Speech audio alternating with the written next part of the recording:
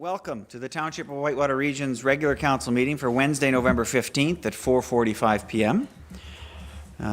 We'll do a formal call to order here at 4:45 p.m. and we'll start with our Canadian anthem. So if I can get people to rise and face the flag, please.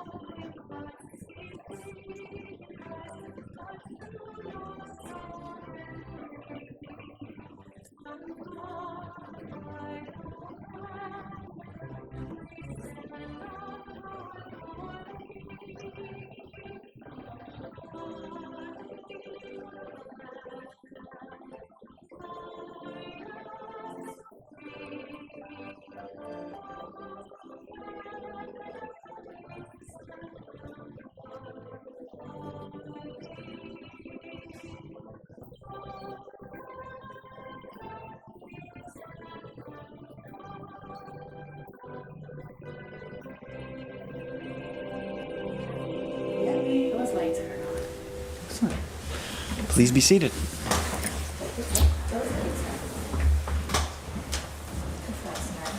Oh, these end lights, do they come on the wall?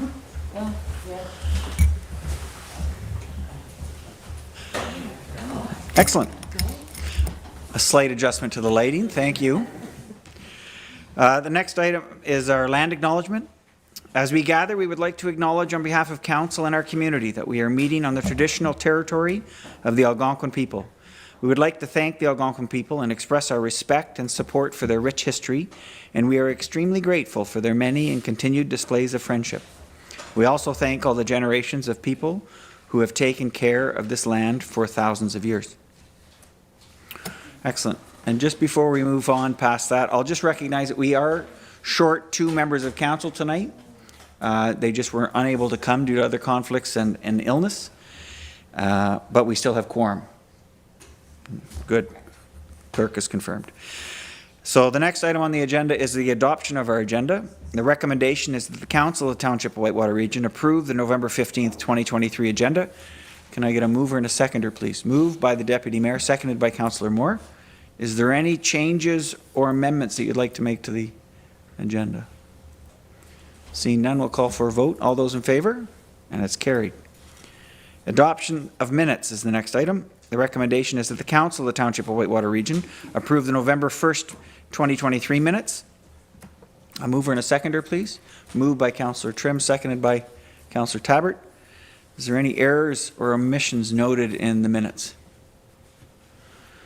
Okay, seeing none, we'll call for a vote. All those in favor? And it's carried. Good, and I'll note here there is one set of minutes from committees and boards from Muskrat Watershed Council for the October 19th and November 16th meetings. And I'll just draw your attention. I noted one thing in those minutes that I wanted to raise is just they had some discussion at one of their meetings about, and I'm stumbling on the word, CAO. Homestead Jeffrey Lake and municipal drains. Yes.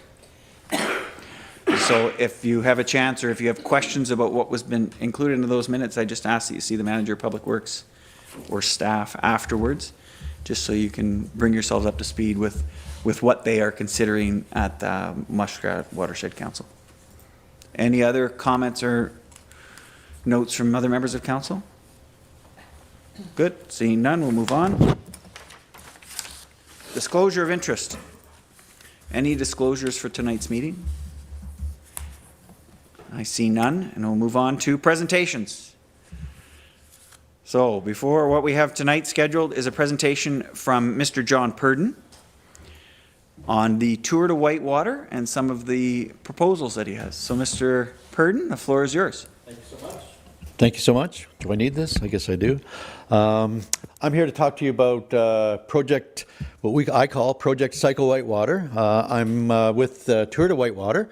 I'm also joined by a colleague, Ron Moss, who you may know, who is co-chair of CATA, who's also on the Tour de Whitewater committee. So we're here today to talk about, again, Project Cycle Whitewater. Click, Carmen. Thank you. So I'm going to give you a little history. I'm going to go over the project in some level of detail, not a lot. I'll go a little bit deeper into what I call phase one. Then the big ask, where we ask you to support us. And there'll certainly be time at the end for any questions and answers. And if you don't understand something I'm saying, don't wait till the end. Just put your hand up and I'll try and deal with it.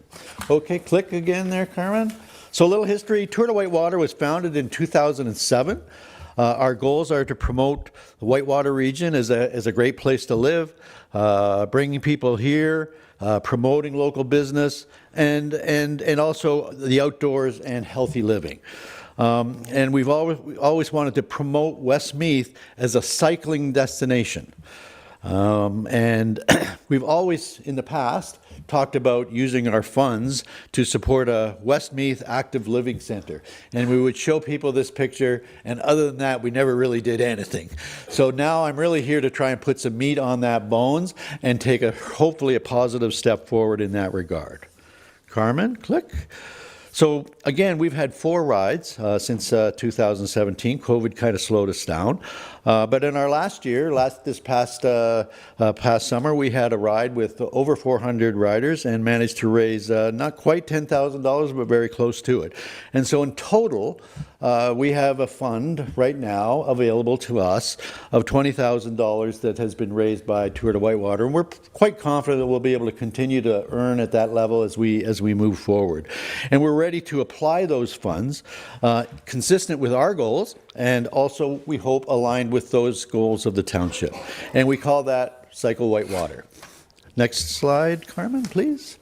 So Cycle Whitewater, our goals are cycling rest stations throughout Whitewater Township to promote and facilitate cycling within the region and, being self-serving to promote ourselves in the whole process so that the ride is always front and center in people's minds. When I say a rest station, I'm talking about a shelter. It'll have seating, it'll have bike racks, and it'll have washroom facilities associated with it. In phase one, we're talking about putting 2 rest stations in Westmeath. Phase 2 is rest stations in Foresters Falls and Beachburg. And phase 3 is Haley Station in Cobden, hopefully with connections through to the Algonquin Trail to try and connect us up with those routes as well. Click. A rest station is, it's still not completely well defined, but it's just a very simple structure. The ones I'm talking about right now are 12 by 18. They won't get bigger. We're not trying to be ostentatious at all with these things. They'll have bike racks associated with it, and the graphic on the right is sort of looking from the top down. So there'll be benches. There'll be signage with a map of the township showing bike routes. There'll be points of interest. There'll be things that'll help riders, if you want, be able to navigate throughout the region. And we're talking about, rather than putting in permanent washroom facilities, because they cost a lot of money, is using portable ones, but a little bit more upgraded from your standard construction site. These are quite nice. They're about 48 by 48. They have little sinks in them. They have running water. And again, they don't look quite as utilitarian as the ones you see at a construction site. Next slide, Carmen. So in phase 1, we're talking about having a rest station at Border Ladderoute Park. A 12 by 16 structure, seating and bike racks, no washroom facility there because I just didn't think it would look good. And I think that's a sort of a centerpiece if you want. The rest station at the community center is again a 12 by 16 structure, seating, bike racks and whatnot, and there will be a washroom facility there. All right. Next slide, Carmen. So this is that I took that I picked that structure picture from the previous slide, and I just put it in the park. So it'll sit on where there's a concrete pad at Border Ladner Park. That the pad, I think, is 18 by 30 or something like that. So it'll be quite a bit smaller than that, but it'll be certainly a nice structure. And we're not going to be checking people when they get on. Anybody who wants to use it is obviously going to be able to use it. So it should be a nice facility there, and it'll certainly be front and center in the community in terms of promoting ourselves and Whitewater region. The next slide shows the same structure in the parking lot. Whoops, one back. Thank you, Carmen. So this just shows you the same structure in the parking lot next to the ball diamond. If you see, there's a light post there just beside it. So somewhere in that, and I'm not necessarily tied into this as being the exact location. I'm certainly open to suggestions, but just given what I knew, I thought that would be a good place for it. And again, this would have a washroom facility associated with it. Next slide. So these are still very rough estimates. I don't want to present them as being final, but we think that the Boyer Ladder Route Park will be about a $16,000 initiative, and we believe there are matching funds for any sort of development that goes there, and we hope this project qualifies for those. And so hopefully that we would be able to get $8,000 from, I'm not sure it's the township, but wherever that fund money is, and we will provide the other $8,000 for the Westmeath Community Center. It's about the same cost, but we have to actually buy the porta potty, and that'll be a little bit more, and $16,500. Again, the Tour to Whitewater will provide those funds. We will also seek funds through grants in addition to this, but right now we can fund this project by ourselves. Or at least we will be able to by the end of next season. And so that's what I'm talking about today. Next one, phase 2 and 3. I'm really kind of airy-fairy on these things. These are just numbers, and we'll have a better experience as we get deeper into the project.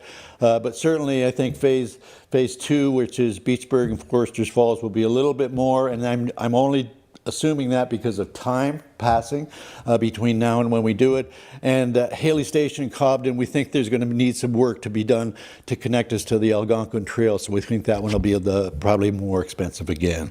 And again, we will look at funding this. Maybe it'll take us 4 years, maybe it'll take us 2, maybe it'll take us 10. We'll also seek grants to be able to support us, and so hopefully we can do it with matching funds or complete grants. We'll basically take it as it comes. Next one, so our big ask, is, can we get those matching funds, assuming they're still available? And all we're asking for really is let us use the land. It is township property, and so we have to ask permission, obviously, but we're not looking for the township to provide us any money. We are asking you to maintain the porta potties, because it's not a commitment that I think the tour can honestly make, and to maintain the actual buildings over time. And if we can get your green light to move forward today, then I'll come back again with detailed plans, detailed estimates, and looking for your approval to proceed. Are there any questions? Thank you, Mr. Purton. Excellent presentation. Is that no? Absolutely not. I think it's a great initiative, but before I add anything to the conversation, I'll open it to council to see if there's any questions or comments from other members of council. Is there any questions or comments? Deputy Mayor. Thank you, Mayor. Yeah, great presentation, John. Thank you very much.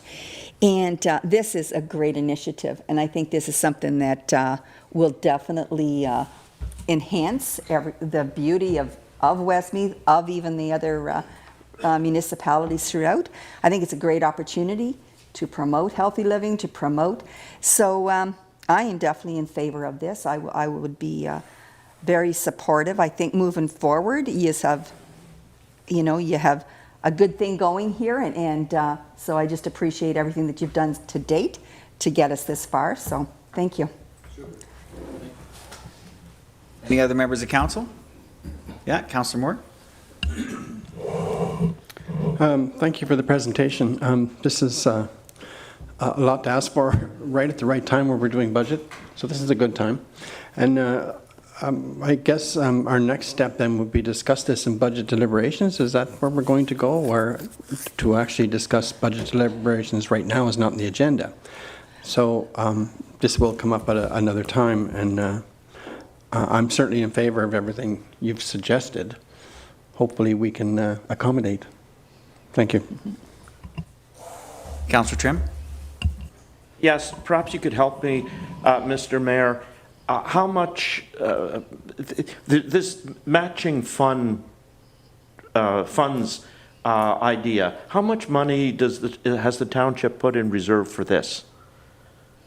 Great question. I'll get the treasurer to confirm. That way it's straight from the horse's mouth.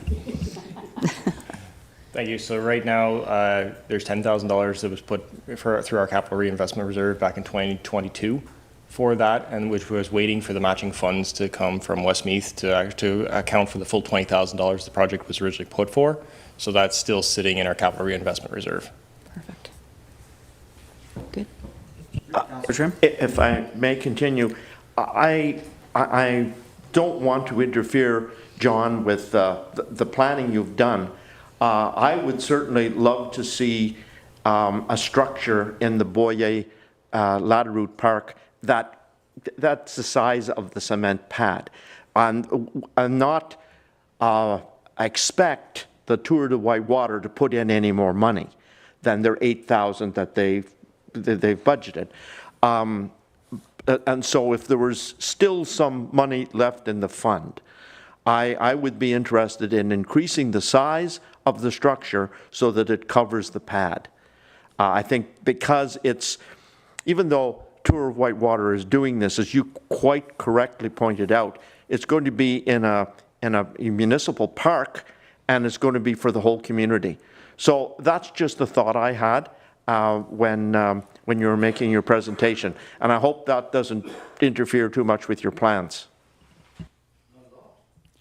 Not at all. I mean,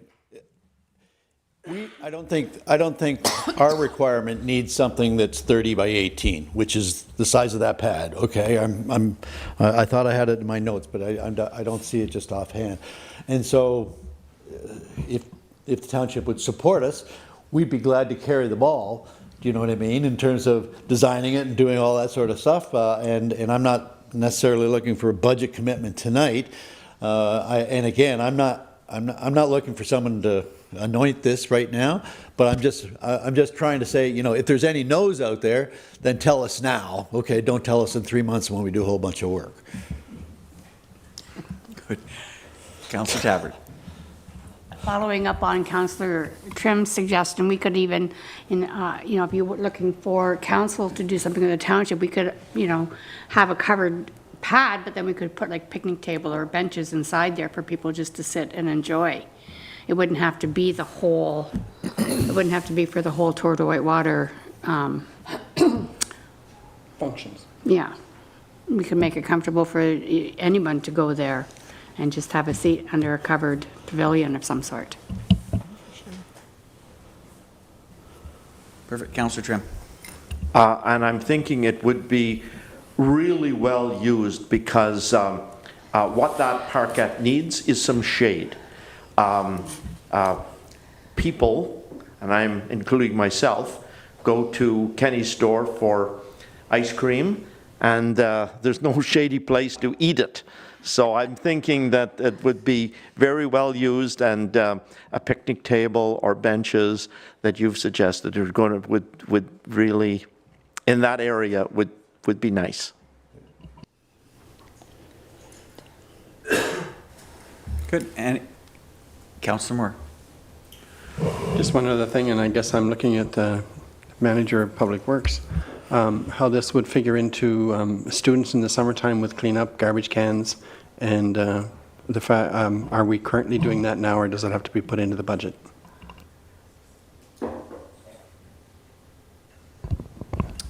Sorry, Councillor Moore, I got distracted there. Can you repeat?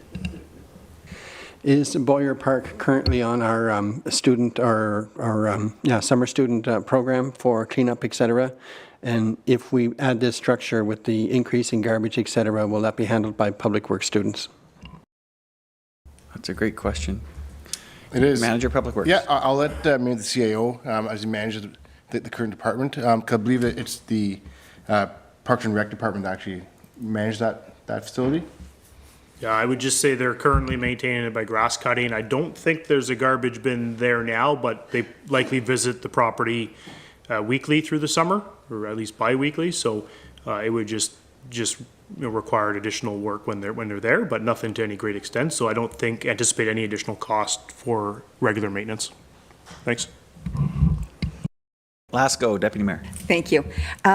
Porta potties.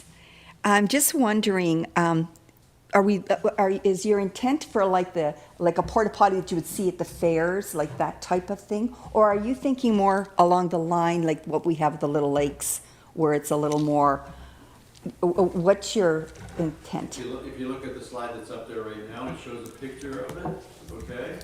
And so I don't know what's at the fair. That's It's it. been there for a while. But, sorry, I haven't been to a fair. So these, again, they're about 48 by 48. They have little sinks in them. There's actually running water, in a dispenser for towels and things like that. So again, a little bit more upmarket than a construction site. But the one at Little Lakes, that's an expensive proposition that would prevent us from really moving forward, okay? And so it would consume what we have now and probably the next 5 years of money just to put in one set of toilets, okay? And well, I don't know, but, do they get used that much? I'm not sure that's necessarily true. But anyway. And can I just, one last final thing? When we're on the thing with the porta potties, so again, that will be now an additional responsibility for Public Works? Yes. Or Parks and Recs? Is that okay? Like, are we moving forward? I mean, I know it's putting additional resources out there. Every time we're doing something, we're continuing, we're good with this to proceed? Yeah, I'm not entirely sure. I'd have to chat with our superintendent of Parks and Recreation, but what we could do is we'll have some budget deliberations next Wednesday evening. What we could do is add a slide on this particular item and indicate that we have the $10,000 currently in reserve. Between now and then, I could discuss with him and see what potential additional costs may be. But including also the $35 or $85 per service, we could include that in the budget maybe for half of the year next year. And then I think we have some of these types of toilets at some of our baseball fields perhaps already, maybe the Cobden Field during the summer. So, I mean, certainly they're accustomed to this. I do see invoices for these, so it's not something that would be new, but I'm not sure what the time frame would be for that. Great, Thanks. Thank you, Mayor. Great questions. I'm gonna allow two more. First, Councillor Tabbert and Councillor Trim. Speaking about the washrooms, I mean, you could always dress these up too and put like lattice around them and even put ivy on it to cover them up so that they aren't this big thing sticking out in a park. So I think you could make them, pretty them up, yes. And Councillor Trim. Yeah, well, just a correction if I'm right. There is no proposal for a porta potty at the park. It's at the rink. Is that correct, John? That is the way I shaped that budget, the budget I showed you. But I'm not trying to say, well, that's got to be the way it is. If you guys want a porta potty at that park, then we'll put that into the budget. So I'm not trying to pour things in concrete at this stage. I felt it wouldn't look great there, but you can disagree with me. You won't be the first. And the other thing is, I've spoken with the CAO, Mr. Purton, about the possibility of having installed a charging station for electric vehicles at the site. I noticed this summer, on a couple of occasions, electric vehicles, EVs, with bike racks on. So they've come to our community and maybe they would come from further afield if we had a charging station. I know the municipality is in the process of looking to install, with grants, a couple more charging stations, and I'm going to petition, or advocate, I should say, that one be installed at the arena site in Westmeath, which would complement what you're doing. Yep. Perfect. Can I have one? Yes, please. If you want things to change in what I'm doing here, I wouldn't mind them getting filtered through one person, and who would that person be? Yeah. Because already, our CAO, forget your name, God, said, oh, well, should we make the structures out of metal? Which was, he said that'll be easier to maintain, so it'll be less money down the road, and we'll pay for everything at the front, and the township pays that. So that's, things like that, I'm glad to get that input, but who do I get that input from? Perfect And who question. can you channel all your comments back to me through? That's perfect. Okay, so we'll come to that. I think what we can say from what I'm hearing from council members today is that it's very much supported in principle. Okay. With a bunch of details that we got to confirm. Okay. So I'll say that first. The second thing is I'll just speak personally about this porta potty. The Tour to Whitewater has rented the porta potty in the past. And it's actually, in the past, they had done one that you could use with a wheelchair. Is that right, Ron? No, we never did that. No? Okay. Sorry. They had an intent one. I thought it was an intent to do that. I believe this one you can use it with a wheelchair, okay? But certainly the ones that we had from Milts, Papa No, Milts. it wasn't for the Tour to Whitewater. It was at that parking spot through the summertime. Okay, So, but anyway, what we're talking about is not a traditional porta potty, as Mr. Purton has said. It's an upgraded version. The clientele that use Westmeath parking lot in front of the rink for cycling, they come in groups, they park there, and they launch from that site on other dates other than the Tour to Whitewater. So it directly supports them, and it would directly support the community. We do place one at the Ball Diamond when the ball season is on already. oh, okay. But it's a typical commercial one, and it's at the other end of the Ball Diamond. I think I do remember that being there. So, but all of this leads to the comments and the questions from members of council. I think they're all valid. We know we have the money set aside. What I'd like to do, if council will concur with me, is that we'll direct staff to liaise with Mr. Purton, get into the details, come up with a plan, and then come back to council with something that we can propose and formally sign off on. Super. That works good? Yep. And I would also encourage, I love the long-term vision of it. We have an active transportation plan. Thanks very much to the other gentleman in the audience. Okay? So we have plans of how to connect to the Algonquin Trail from Haley's town site. So there are other things in the background that we're trying to line up. The rail line that runs through Beachburg. These things I would encourage staff to talk to you about so that we can work together on that long-term plan.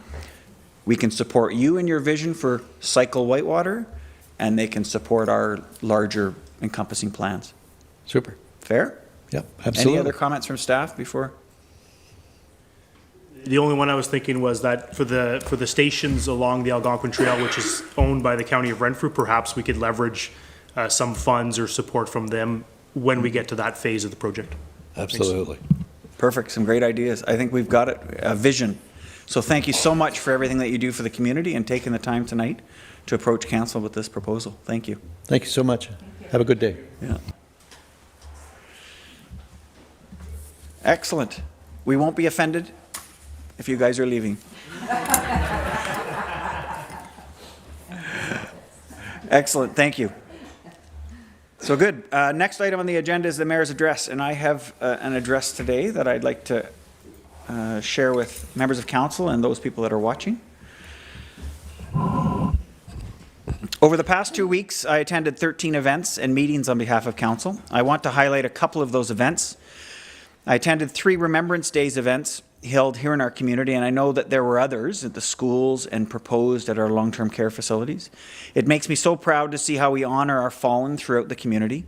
I want to thank Jim LeBeau and his team with the Beachburg Lions Club for organizing the event in Beachburg, Pastor Anita and her team in Westmeath for organizing the event in Westmeath, and our Cobden Legion President Wayne Bennett and his team for their event here in Cobden. I also want to thank 2677 42 Field Regiment Army Cadet Corps, the 4th Division Support Base Technical Services, and 427 Tactical Helicopter Squadron. They purposefully participated in each of these 3 events, which really added, was excellent from our community perspective. So we thank all of our community members who have served or currently are serving for all they have done or do to protect our freedom. Thank you. One of the other events that I attended over the past 2 weeks was a meeting with the Mayor of Bancroft. We share a common challenge as Bancroft has had to dramatically raise their water and wastewater rates in 2017 to pay for their system upgrade. Although they are metered in their community, the average costs are very comparable to where our rates are forecasted to raise to. So I reached out to meet with him and his CAO to better understand what had driven their cost increases and what steps they had done to work to address it. It was very informative. Public Works Manager Lane, I've stumbled over your last name. Public Works Manager Lane and I attended, and they provided some great details that we'll be able to use to incorporate into our efforts and know that we're not alone in our challenge. They've also agreed to share their information with our AMO and ROMA reps to lend extra weight to our advocacy efforts, and provided me numbers of other communities that I could call and also ask to weigh in.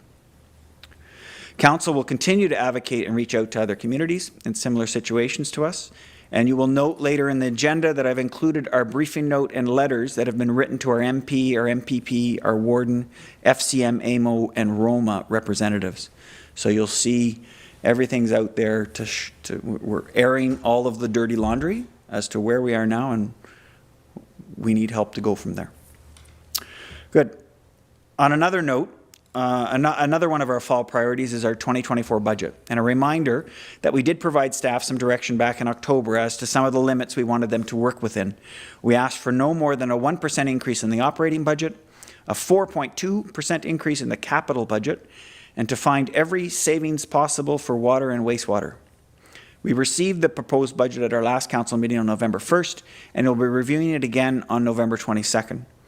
Here I'm just going to offer a short summary of that presentation, just to put it in everybody's forefront of your mind. Operations, and these are the costs incurred each year based on the services that we offer. Given that the cost of living for everything has risen over 5% this past year, just due to inflation, it was a tall order that we made to staff to keep the increases to only to 1%. We essentially asked staff to find ways to cut the operating costs by that difference in inflation, and then to keep capital as close to the rate of inflation as possible. Neither will be possible without some cuts in some areas. The budget that was presented met these constraints, but it did push some things out, and staff presented those back to us in a la carte options. If we want to select any of those a la carte options, then it will be necessary to increase the budget beyond the 1% constraint. And we'll have those decisions to make on the 22nd of November. Capital. These are the costs that are used to maintain our roads, our equipment, our fleet, and our buildings, and includes very large costs to replace or upgrade these types of items throughout their life cycle. We have funds set aside to manage our fleet and equipment. However, at this time, we're not putting any funds aside to manage the future building requirements. And for roads, we don't have the necessary money to keep them where they should be. Staff have looked at which roads we can invest in now to maximize the impact of our limited dollars. We know that at a certain point, you can put money into a road and buy extra years. For others, we can continue to lay down significant amounts of patch. For others, they are too far gone, and if we can't afford to replace them this year, then they must be converted to gravel. Not all good news, but reinforcing the fact that we need to continue to grow our capital budget. And for water and wastewater, both these systems are funded by the users attached specifically to the systems. And we have an ongoing effort to try to address their affordability through advocacy to the federal and provincial governments. We are mandated to operate these systems to very specific provincial regulations, and the increases will be required for both of these systems. Staff proposed an 8.5% increase for water and 12.5% increase for wastewater. This will just keep their budgets balanced. Good. It has been a busy past 2 weeks and will continue to be busy as we debate our 2024 budget in the coming weeks. All this as we start to see our community prepare for the Christmas holidays. And you'll note, I think in the plan, clerk can correct me if I'm wrong, but Cobden Parade is coming up November 25th, Beachburg on December 2nd, and Westmeath on December 3rd. And I'm sure we'll get some more details as we go along. And that concludes my address. Thank you. Good. Next item on the agenda is public comments, and I'll just confirm the clerk, we did receive none in writing? None. Perfect. And that moves us on to our reports. First report is 9.1, Landfill Operations Review. The recommendation is that the Council of the Township of Whitewater Region receive this report for information purposes as it relates to the landfill operations and 2024 budget decisions. A mover and a seconder, please. Moved by Councillor Moore, seconded by Councillor Trim. And am I turning this right over to the Superintendent? Superintendent Nicholson, floor is yours. Thank you. Please just give me 1 second while I bring up the presentation, and it's not showing on the right screen.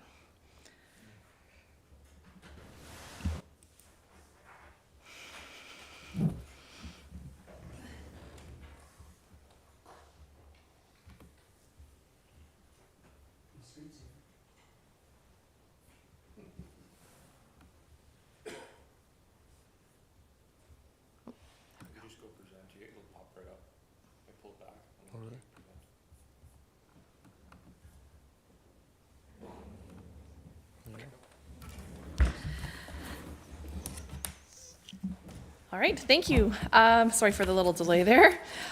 So tonight I'm here to speak to Council about our landfills and look at our current staffing and a review of the operations of our landfill, specifically the Colesmith landfill over the last year.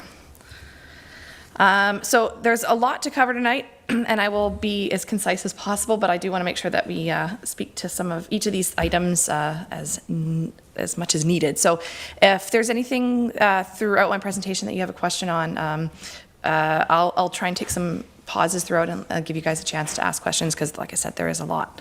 So, but please don't hesitate to ask a question if you have any. So I'm going to do just a brief overview.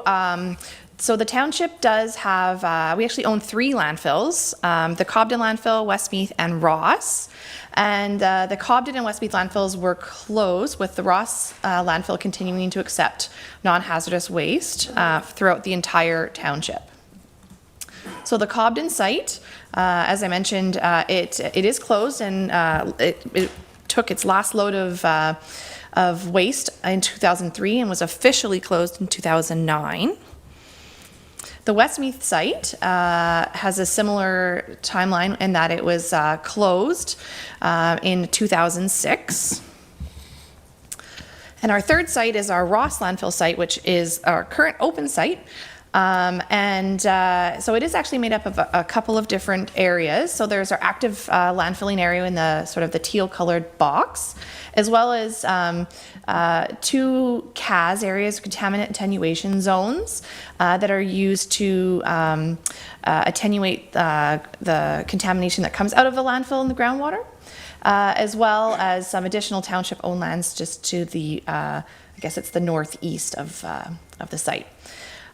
So the additional properties, the CAS areas, were purchased in 2006 and 2009. The site, however, as a whole, has been operating since the 70s. It was briefly closed to finish filling the Westmeath landfill site and reopened in 2006. There are 2 stages in this landfill, with the first one being completed in 2012, and stage 2, where we're operating now, was opened essentially in 2013. So I won't go too deep into this slide, but basically what this slide is talking about is that there's a theoretical volume that this landfill, this location can hold as far as waste, and then there's actually a current design capacity, and there's a discrepancy between the two. So we actually have our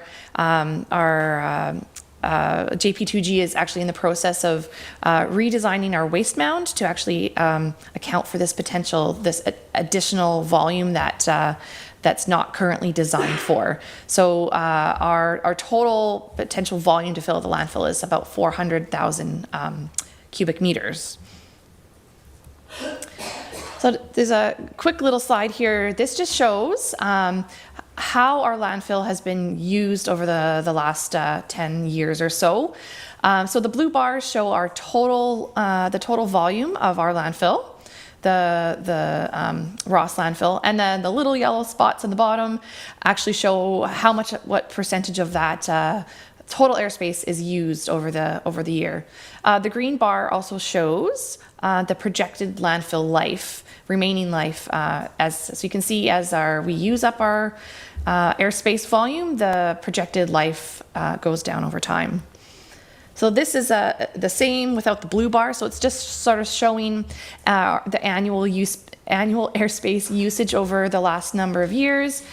We do go up and down depending on, you can see 2021 probably had some COVID impacts there. And also take these with a grain of salt. They're a site survey. There may be some overlap on if they're always done on the same month or whatever. But generally, you can see our annual usage in the last 10 years has been about 8,500 cubic meters per year. So some more background information. We have undertaken a couple of site improvements over the last few years. The main one, the big one lately, has been the installation of scales in 2021, and our scales came online in 2022. Some additional site improvements that have happened. We have installed a new entrance road with a new gate. We've installed lots of signage over the last 2 years, some nice branded signage.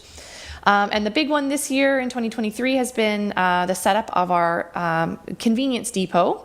So just straight off of the scales, we have a depot that within one area, a nice tidy area, we accept refrigerators, tires, e-waste, recycling. We're directing smaller waste loads to this location into a bin, as well as scrap metal. Larger loads will still continue to go up to the main landfill tipping face, but this depot is essentially used to help divert some of our regular residential customers to an area of the landfill with less hazards, less equipment, and a little bit tidier. That's a little bit tidier. So just a couple photos here. It's a little bit difficult to photograph because everything's sort of at grade when you're photographing it, but I just wanted to show you the photo on the right shows that it is a little bit raised up, and you can see that the bins that are placed for scrap metal and waste and such, you can load from the top. So it does make it a little bit easier to offload your vehicle, your trailers. And so the convenience depot has been up and running for, let's say, we had a soft start about a month and a half ago, and everything is now in place as of just this past week. So we are full go there. So I'm not going to go too far into this because Curtis has gone over this quite thoroughly in his budget presentations, but I've just provided some information on our current proposed tipping fees for 2024, not 2023. So it just shows that there are a number of items that we do charge tipping fees for, and a number of items that we currently are received free of charge, including recyclables, scrap metal, batteries, and generally all the items to the right are what we would consider to be divertible waste. So they don't end up being landfilled. Generally, we are charging tipping fees for things that, for items that would be landfilled or have some additional cost to us that would, like such things like grinding costs, so trees and branches. Just a quick look at some comparison of some of our neighbors' tipping fees. So the tipping fees that I've shown here are the existing fees. For some of them are 2022, 2023. McNabry side being $90 a ton with some minimum charges at $15. Renfrew's at $95. They do have a mixed waste tipping fee similar to us. So when we receive waste that is landfilled waste that's mixed with divertible waste, we do charge a tipping fee here in Whitewater that's double the rate. And so you can see we were sitting at about $190 a ton, where some of our neighbors are a little bit higher at $250, $260. This rate is in place to encourage people to sort their loads properly, so we fill our landfill not as quickly.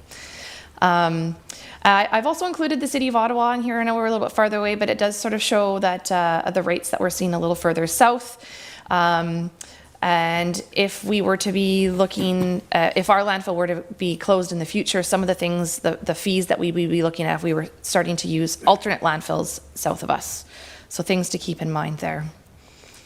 Again, I won't go too deep into this, but just showing our annual revenue from tipping fees annually, we're floating around 200,000 up and down, depending on busy years or slow years. To date, we're trending a little bit higher than 2022, which kind of matches with what I'll show you in the rest of my presentation on how busy our site has been over the past summer. So 2023 landfill traffic. So this is our second full year of having our scales in place to be able to get a really good look at what our rates are coming in of traffic. We have seen quite a big increase. I've broken it down into, you'll see in forward, but basically about 35% more loads came in this year than in 2022. We received about 7,200 loads up until September of this year so far, as compared to 5,200 last year.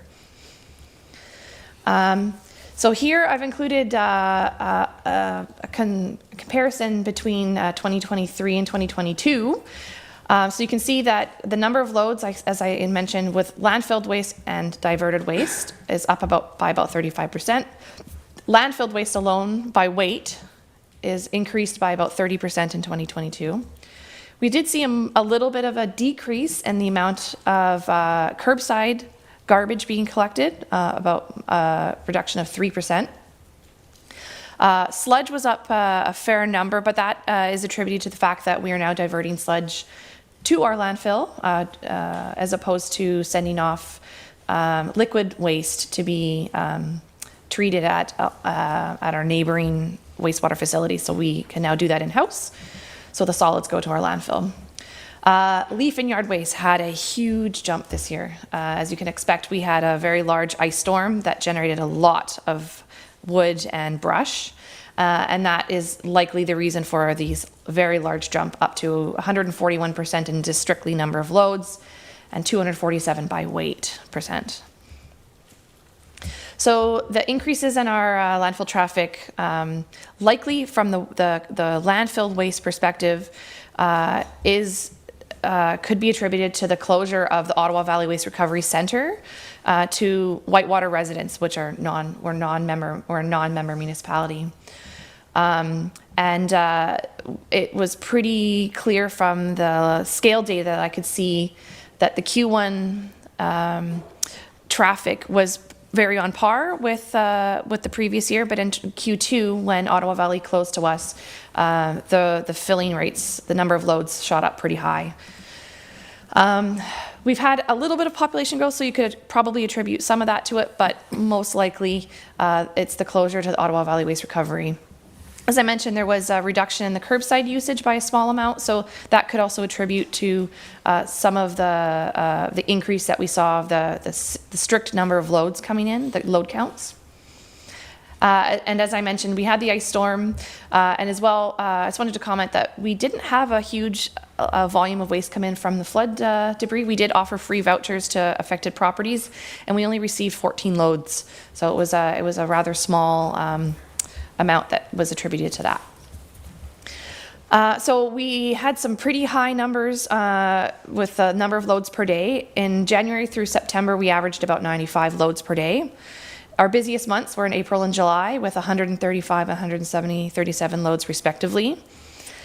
So our peak day on April 15th, we received 235 loads, and that you could attribute it to the ice storm, along with people bringing down waste. So just for an understanding of what that means for the operators down there, that's 470 scale crossings because each load comes in and out. That attributed to about 1 scale crossing per 45 seconds or less. So we've had some very, very, very, very busy days down there. And we had a handful of days over 200 throughout the spring and summer as well.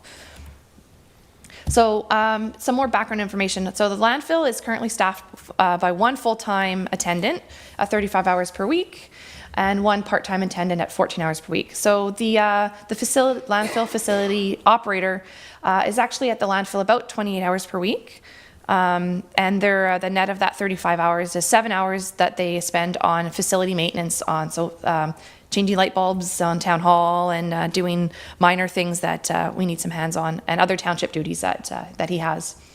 And he works a Tuesday to Saturday schedule, and that is to accommodate the public openings on Wednesdays and on Saturdays.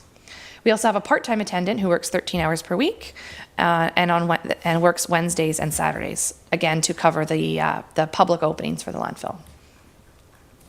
So of note, there have been some significant staffing reductions at the landfill between 2018 and 2021. As you can see here, in 2018 we had 2 operators, 40 hours per week. That was changed to 1 operator, 40 hours per week, and 2 attendants at 13 each for a total of 26 hours. In 2020, the operator was reduced to 35 hours per week, and their work day was changed from their work schedule was changed from Monday to Friday to Tuesday to Saturday, again with 2 attendants. And then in 2021, that was reduced further to 1 operator, 35 hours per week, and 1 attendant, 13 hours per week. So I just wanted to illustrate that we've historically had a larger staffing contingent out there in the past, and we've seen some additional pressures over the last number of years with the addition of the scales and the busy summer that we had.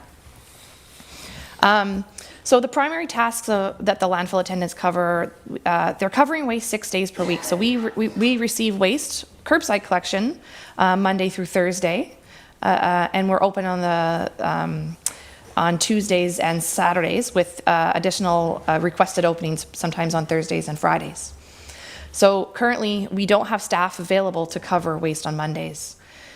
Litter collection, monitoring landfill, the customers that are coming in, managing the equipment and scale maintenance, snow clearing and landfill, and this ECA requirements or other tasks that the landfill facilities operator are required to do on top of covering waste when the public openings are occurring. And then we have our second staff member, the attendant, and I've broken their primary roles into 2 pieces. So this is the operation of the scale house includes inputting the vehicle information when they come in, load information, tracking whether or not it's waste or divertible waste, scaling in the loads in and out, receiving payment, printing receipts, and then inspecting loads, confirming the origin of waste, directing and monitoring the customers, directing traffic, entering the scales, and collecting payment. So currently, the landfill attendant is managing quite a number of tasks when each person comes in. Separately, this is separate from the landfill operator who's out actually covering waste throughout the day and moving piles and keeping everything moving and making sure that there's space for each load to come in. So a little bit of a sidestep here just to further fill in the picture for council is that the way that the waste management program is funded. So a portion of our funding is for the Blue Box.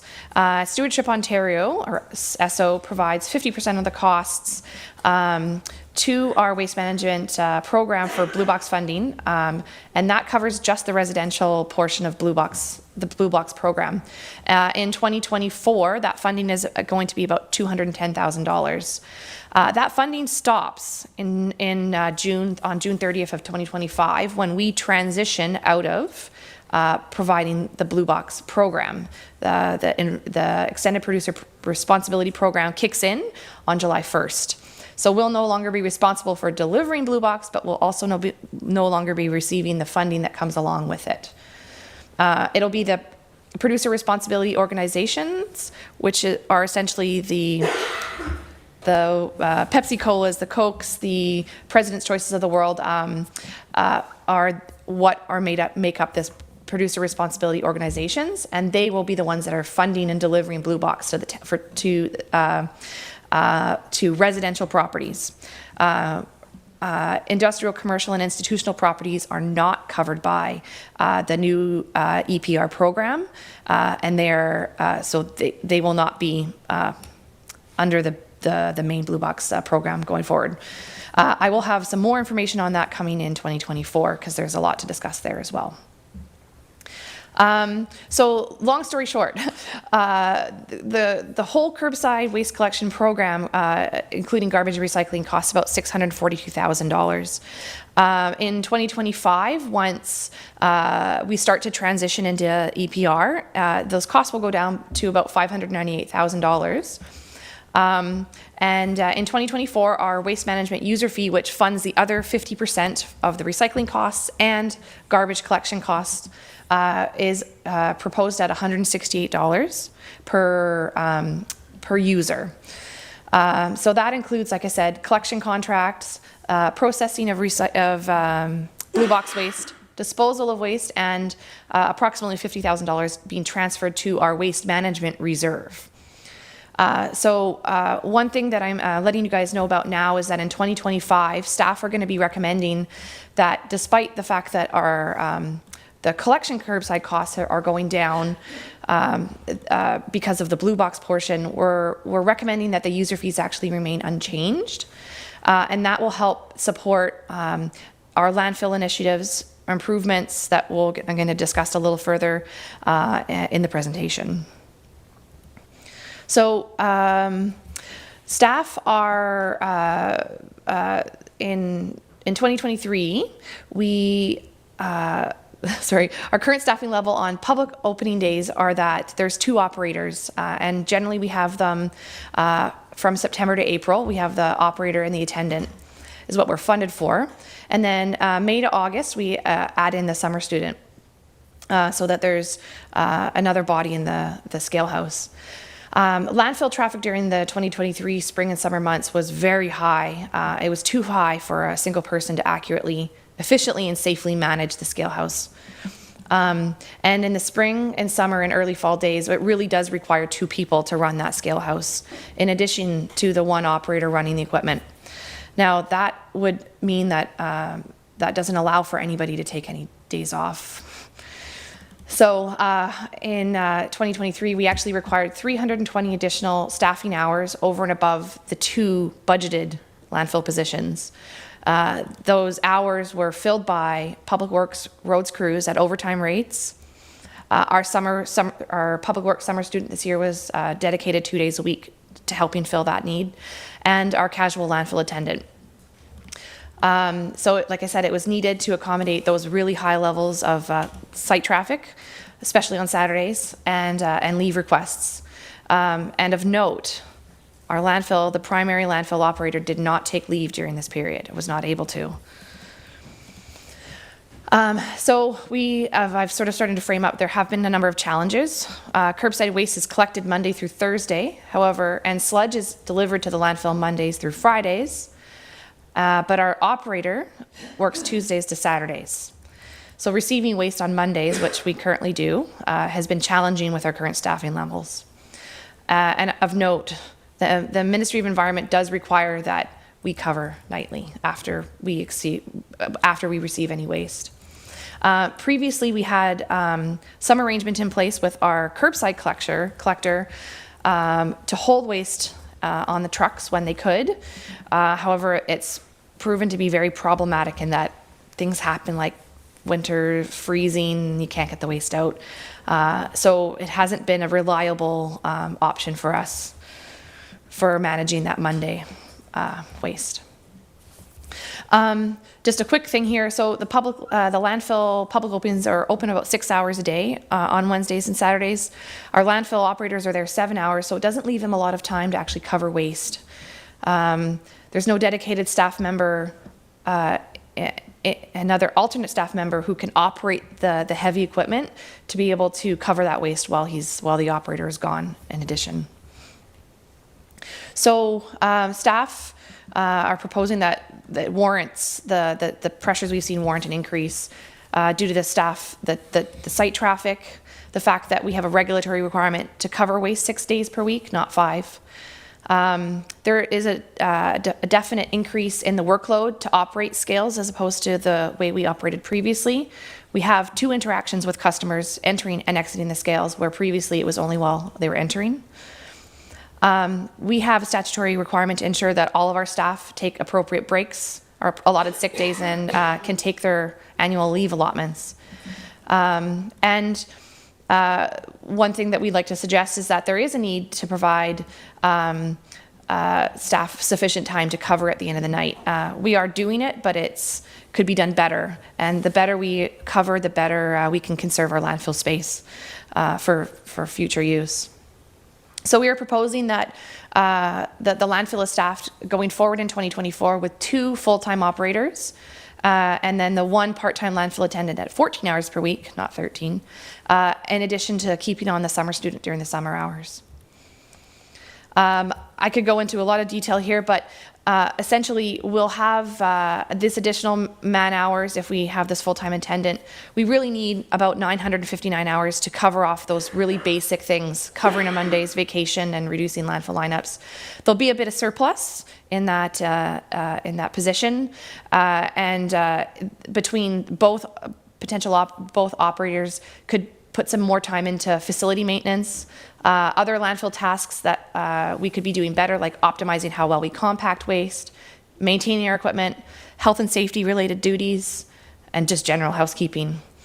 Public Works always has need for helping with mapping and data collection that typically the summer student would have done, but we helped them out at the landfill this year, so that didn't happen. And there is some discussion to be had about whether adding in another landfill attendant will give us an opportunity to potentially open the landfill for another public opening day that would potentially help take off some of the traffic on Saturdays and help reduce some lineups. So we have some upcoming initiatives. The airspace at our landfill is literally the only thing we have to sell. It's valuable, and we should be doing everything we can to conserve that. So some of the things we're going to try to do over the next coming years is one key thing is confirming that all loads coming into the landfill are coming from our residents and not coming from outside our boundaries. Not only is that a requirement of our ECA, but it will help to conserve our landfill space. And how one of the ways we're proposing to do that is through the use of a landfill card system, where users of the site who pay the user fee are provided a durable card that includes a barcode that they can scan when they come into the landfill, and that would sync with our landfill software. It would help to track loads when they're on site and help to ensure that waste loads that we're receiving are coming from properties that are within the township. Now, our existing staff are really super awesome. They know pretty much everybody and they know them by face. But especially for hiring a new staff member on and getting a more consistent way of tracking and confirming that everybody is from Whitewater. And this will actually help with the implementation of our blue box changes that are coming in 2025. There will be some requirement on our part to distinguish between residential and commercial loads, and this would help with that. Another key thing here that we're proposing is recycling of mattresses. So currently we receive about 400 to 500 mattresses per year. Previously they were landfilled, and they're really terrible things in landfills because they pop up and they cause all sorts of problems. We started grinding our landfill mattresses a couple of years ago, but they do have a fairly good cost to that. Our 2022 and 2023 tenders came in between $1,500 and $20,000 on that specific line item to grind our mattresses. Additionally, mattresses require a specific type of grinder, a slower grinder, and removing them from the pile to be ground potentially would open it up to more grinding equipment, more bidders, hopefully lowering that grinding cost annually for the other waste like leaf and yard waste and wood. So what recycling would do, it would actually completely remove it from the landfill. There's a company in Montreal called Mat Canada that strips down mattresses. They recover the metal springs and the fibers from and recycle it. So we received an informal quote to undertake mattress recycling at $50 per mattress, which would include storage in a sea container, hauling of the mattresses, and the tipping fee that's levied by the recycler. So we have proposed in our 2024 budget that the tipping fee for mattresses and box springs be set at $30. Now you can see that our mattresses, the quote came in at $50, but you have to appreciate that we will also see some savings on the grinding costs. So hopefully that will kind of eat the $20 tipping fee cost, the difference, but we'll see some savings elsewhere. Another initiative that we're looking at is the use of sorry, say it again. Alternate daily cover. So blast mats. So usually, currently we're using sand and fill and grindings to cover each night, and that material stays in the landfill the next day when you open it. You cover on top of it. We're looking at a potential option to use blast mats when you cover each night, and then you remove those in the morning, so you're not continually filling with clean fill every day. And so another initiative to hopefully cut down on our landfill airspace usage. So this would be subject to the MECP approval, and it would be included in our design and operations plan, which is currently open for revision anyway, so it's an optimal time to potentially get something like this added in without an extra cost to us. So staff are also looking at two other optimization techniques. So cameras to help inspect loads as they come in. This will actually have two other safety things that will help that will stop staff from having to step onto the scales when traffic are on the scales to inspect loads. We'll be able to observe the loads above and to the sides without leaving the scale house on a screen, and it'll also provide some after-hours security. We do experience occasional dumping during after hours, so having some security cameras, the cameras could be ultimately used for security cameras. And then an intercom to facilitate communication with drivers as they come in. So they scan their new landfill card, the attendant can see the load, and the operators can exchange with the driver as they're on the scales, rather than having to get up and stand on the scale. So the last big thing here that we want to talk about was landfill equipment. So currently we use a John Deere crawler loader. This is not typically a piece of equipment that's used at landfills, as this equipment floats over the waste. It's not intended to compact waste. Typically landfills use compactors with teeth that apply high pressures across a small area to actually physically compact the waste. So you imagine our landfill is a giant pillow, and you want to smush this pillow as much as we can to use as much landfill airspace as possible. If you talk to any other landfill in existence, that your landfill compactor is the most important piece of equipment that you would use at a landfill. And we don't currently have that. So at the Ross landfill, we have our current compaction rates are at approximately 450 kilograms per cubic meter based on the 2022 filling rates and our scale tonnages. And we have an estimated remaining landfill life of 21 years. Typically, landfill compactors, such as the one I showed in the previous slide, get between 700 and 1,100 kilograms per cubic meter of compaction. So it's a pretty dramatic increase. If we were to include a compactor at our landfill, we could increase at the lower end of our compaction rate of 700. We could add 15 years of additional landfill life with a closure, approximate closure in 2059. So any delayed increased cost associated with the disposal at an external landfill site will help keep the landfill conveniently within Whitewater boundaries the longer we keep it open and available to our residents. So this is a quick graph that I wanted to show you that would look at, so the dark blue line would show what our sort of as-is trend would be. So at our current compaction rates with closure around 2042, if we purchased and got our landfill compactor up and running in 2025, that would put our closure date, like I said, between 2059 and 2061. If we opted to purchase a landfill compactor a couple years out and start that different filling rate a few years out, starting in 2028, 5 years out, we would see the landfill closure in approximately 2056. So it does, adding that piece of equipment in does add quite a lot of life to the landfill potentially. So the financial implications of what we're proposing is the cost to increase our landfill staff by one full-time member is $63,000 approximately. And those costs would be offset by the landfill tipping fees as presented in the 2024 budget. Some other items that we mentioned, the card system between $5,000 and $7,500. The blast mats, the application fee to MACP would already be covered in our existing waste-bound application. The mattresses, we talked about the tipping fees being $30. There would be, like we said, some differences between the tipping fee at $30 and the recycling cost at $50.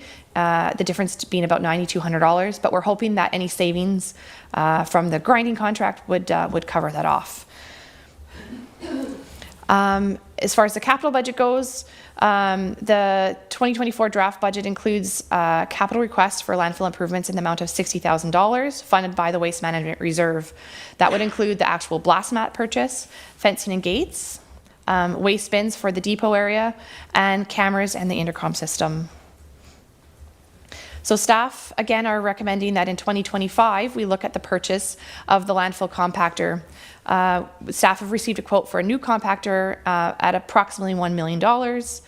We did look into the canoe procurement program, that quote that we received included a 13% discount over what you would purchase, what the municipality could purchase under the canoe program.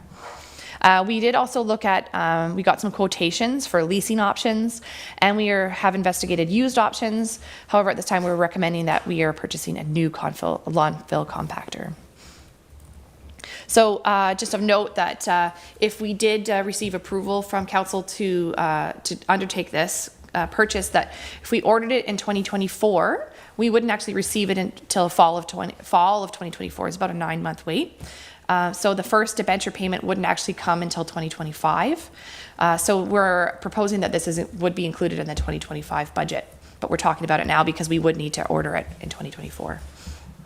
And based on the debenture costs that we received, we're proposing that it's done under a 15-year debenture cycle, as that would line up with the fees that we would be collecting and available from the user fees, the tipping fees collected at the landfill. So this is just a quick showing of what the debenture costs would be for a 5, 10, 15, or 20-year debenture of that new compactor. And so our last thing here is that we have a couple of next steps. So I will be bringing forward potentially three waste management reports in 2024. The first one being looking for the official approval for the purchase of the landfill compactor, because that wouldn't be covered under the 2024 budget. We would include also another item about discussing the potential for service level increases pending the hiring of our second landfill operator. And additionally, like I mentioned, I'll be bringing a report forward on Blue Box transition, as I will require some direction from council on the service delivery to non-eligible sources, which are industrial, commercial, institutional sources, beginning in 2025. So there'll be a report on that coming shortly. Ooh, all right. Does anybody have any questions? Thank you so much for that. I'm sorry, I just went as quickly as I could. Good. Councillor Trim, you're up first.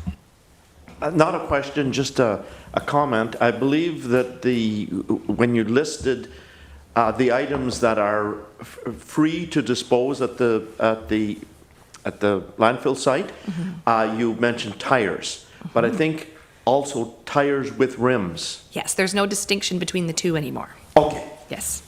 Thank you, Mr. Mayor. Perfect. Any other questions or comments from members of council? Councillor Moore. Thank you for that report. It's coming at a good time now that we're discussing budget. I guess the next step, and I'm through you, Mr. Mayor, I look at the man with the money over there, Curtis. We would have to deliberate then next budget meeting next week on how to proceed with the recommendations here. We're not going to do that at this meeting. I do understand that. Okay, thank you. Just wanted to make sure. And hopefully then for next budget meeting, then we can have all the facts and figures perhaps on one sheet of paper so it's easy to refer to, and it will help us deliberate. Thank you.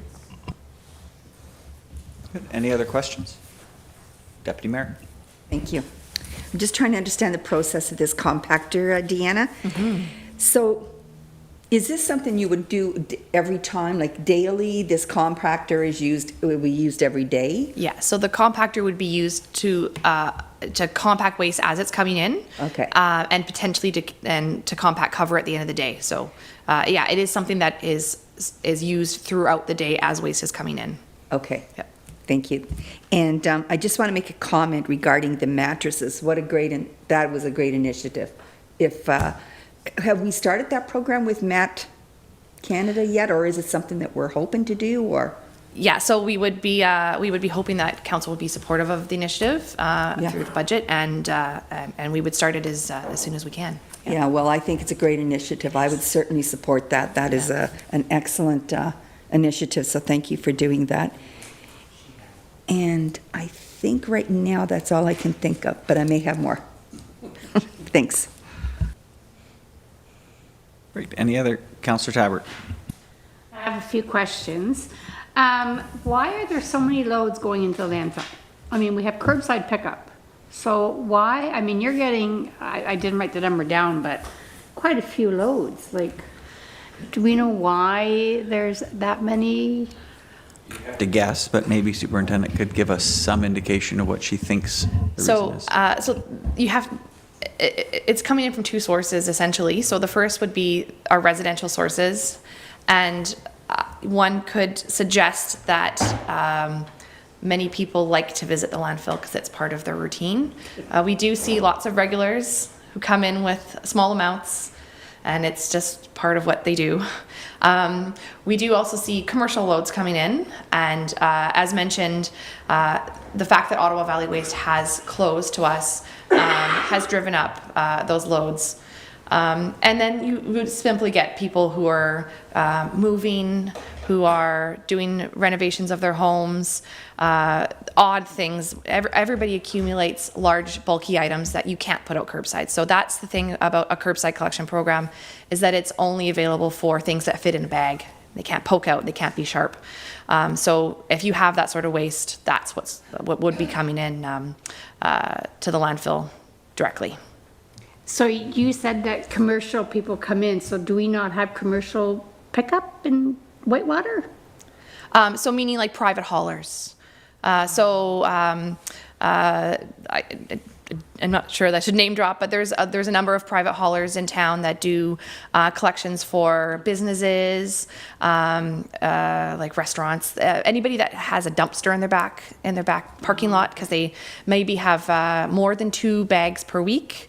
They would be using a commercial service to bring their waste down to the landfill for them.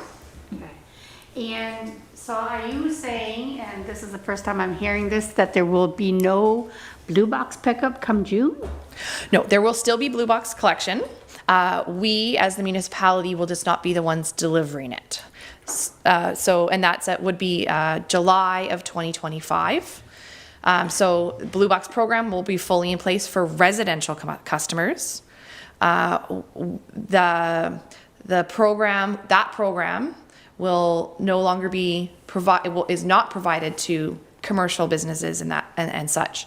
And that's what I will be coming forward to council in likely in January or February to get some direction from council on how you wish to continue, if we wish to continue servicing the ICI generators for Blue Box. But yes, Blue Box will continue and is supposed to be seamless when it transitions to the EPR program. And in most areas, we're the third group that will be transitioning to the EPR program. And most of the municipalities that have transitioned this year and next year, the incumbent collector, so the miller in this case for us, are likely to get the collection contract. So the collector under the new program is likely to be the same people, and they'll know our stops, they'll know our residents, they'll know the weird one-offs who get collection at the back of their property versus the front. So I'm going to wait for more because I understand that you're coming through with more information on that, but it just worries me that it might, you say seamless, but makes me very nervous. So, okay, thank you. And Councillor Tabbert, they probably will have a Roma session specific to that blue box rollout. Oh. So it may be an opportunity for you to hear how other municipalities have muscled through the transition plan. But I've listened to a couple at AMO, so it'll be something to watch for once the program's published. Councillor Trim. Yes, the curbside waste is already compacted in the trucks, and so will a compactor compact it further? And of course, the stuff that doesn't come in a truck, not compacted at all. So it's still worthwhile, even though the stuff in the trucks is compacted en route.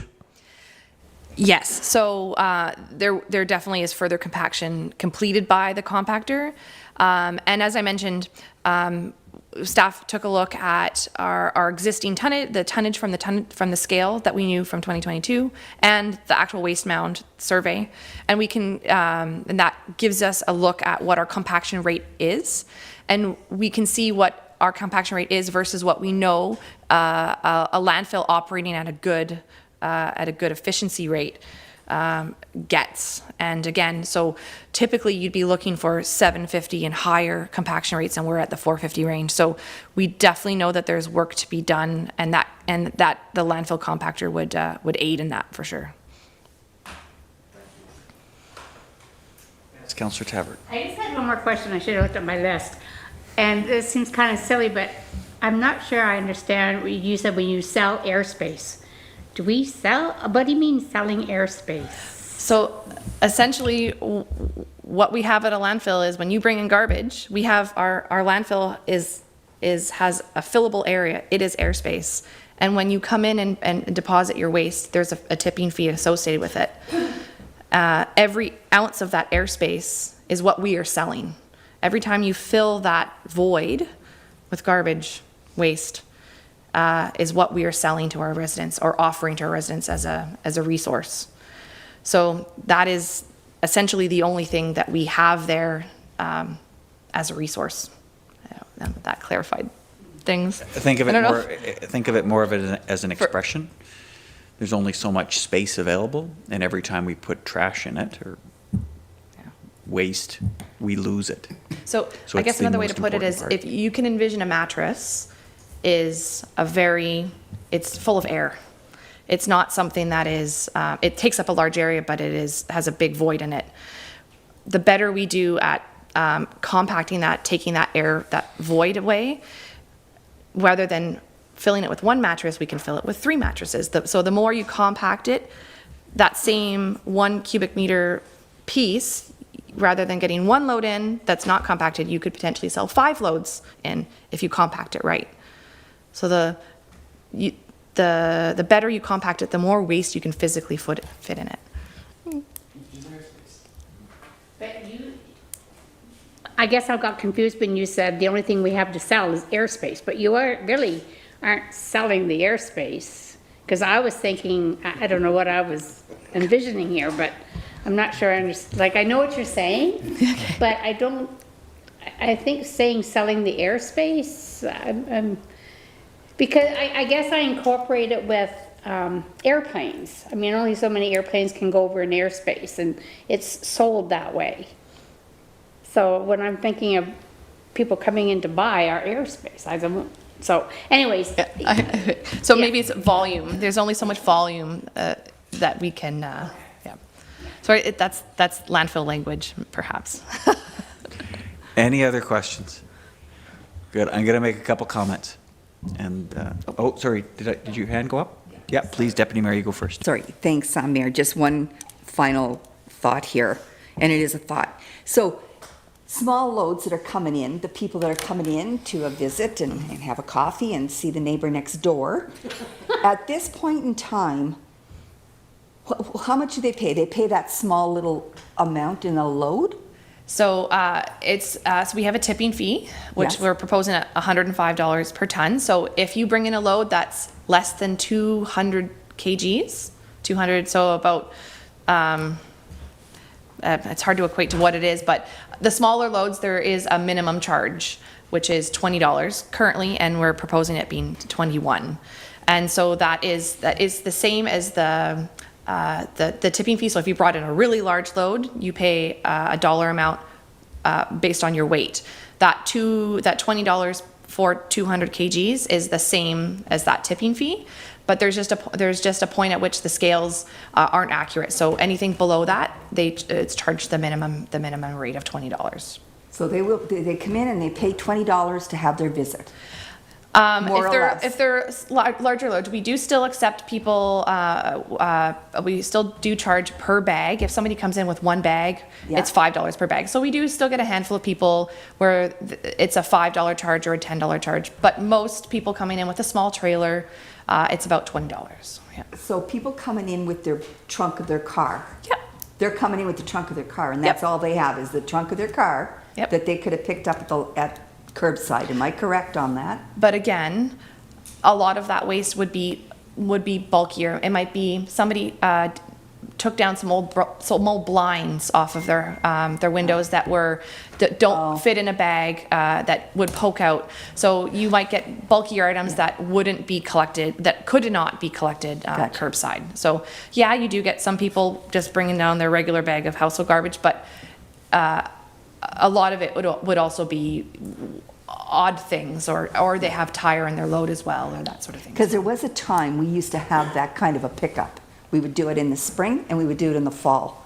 We no longer do it, but I think that would also, or could also perhaps alleviate some of a lot of this coming in constantly. I don't know. I don't know if that's an option. It was something that worked back in the day. I don't know why we stopped it.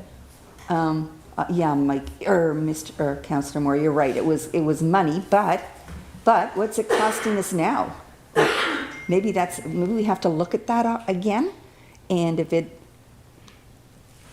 slows down the amount of traffic coming in, and people wait till the spring or the fall, and you wouldn't have all that much coming in at once, it may work. Just an option, just a thought. Thank you. Thanks, Deputy Mayor. And I'll just throw one comment. You may also have seasonal folks who aren't going to be here on the Thursday, so they bring it to the landfill on the Wednesday. So I know there's different circumstances for a number of our residents. There are some people that it's just a matter of convenience on Saturdays. They clear, for whatever reason, they're clearing their personal waste to the landfill, but we are in fact charging them twice for those people that are doing it. They're getting charged for the option to have it at their curbside, and they're paying to deliver it themselves. So if they're still motivated to do it that way, there obviously has to be a good reason. Doesn't make any sense. Good. Okay, I'll just make a couple comments. The first one is, and I'll just plant the seed because the blue box thing's going to come. But the warning I've heard from other municipalities is that we'll see an increase in biodegradable waste because producers won't be charged to recycle biodegradable. That will come back to the municipality. So you could see a decrease in recycling and then an increase in biodegradable. The example would be cardboard. Something right now is packaged in styrofoam, right? That has to, or not styrofoam, that's a bad example, but plastic. That plastic goes in the recycling material and it's processed through that stream.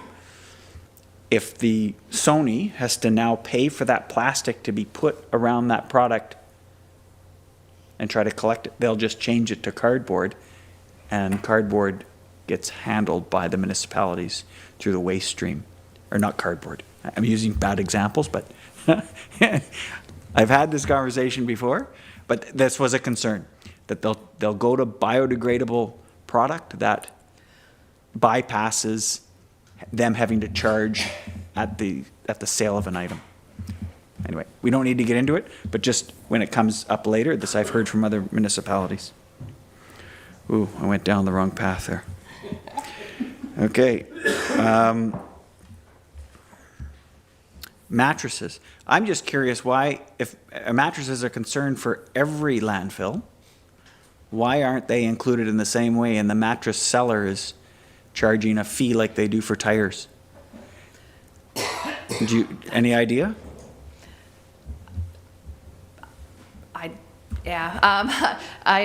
I would suggest that RIPRA, that would have been something that they would have had to add in with, they've made a number of changes to several waste, like the household hazardous waste program, batteries, lighting, and perhaps municipalities haven't brought it forward as an item that's big and bad enough, and they've always just landfilled them. But it is potentially a high cost for mattresses, and that might have dissuaded municipalities, and they've always just dealt with it as opposed to looking for alternates. So it's a good point. Good. I think it'll come up as more people start to really look at their airspace or volume. Good. The next thing is, you mentioned about the 164, the pickup cost, and looking at it in the future. I would just caution that any proposal that comes to council on that, just looking at the expense and determining whether that expense should be charged to the rate plan, which is charged per resident, versus general taxation. So just, and I think the Treasurer and I have had a discussion about this, just to make sure that we're going to general taxation for the right expenses, but charging the actual stops on the pickup run for the right expenses. So it's distributed correctly to our taxpayers. The other thing is just when you come back with the information on the compactor, I'd like to know if there are operating costs associated with that compactor. It's going to need maintenance, it's going to need spare parts over that 15 years. It's not just an impact on our capital budget, there will be an impact on operating. So just make sure that that's all up front.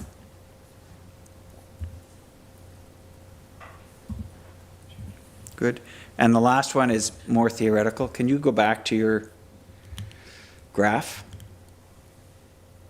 Yep. This guy? Yeah. So from what I've gathered, again, from listening to a lot of presentations at AMO and Roma, is that landfills for a small municipality are probably our most expensive, most valuable asset that we have. From what I understand, and correct me if I'm wrong, staff, that 2043, right now, when we have to close that door on that landfill, the chances of us ever opening another landfill is zero. In fact, I don't think the province has approved a landfill at any municipality in the last number of years. 25 years. 25 years. There's been no new landfills established in 25 years. After 2043, the expense for us to deal with the waste of our residents will astronomically increase. Wastewater, it won't even compare to the situation we have with wastewater. All of our waste will go into containers and it'll be shipped to some central location like Moose Creek. And those fees will have to be passed on to the users. Therefore, the reason for all of this staff effort to try to project that line out as far as possible means that for every dollar we save, or every dollar we spend now trying to keep that airspace, that volume available, we're saving our taxpayers $4 or $5 or $6. Okay, I don't know if we have those figures, the comparison.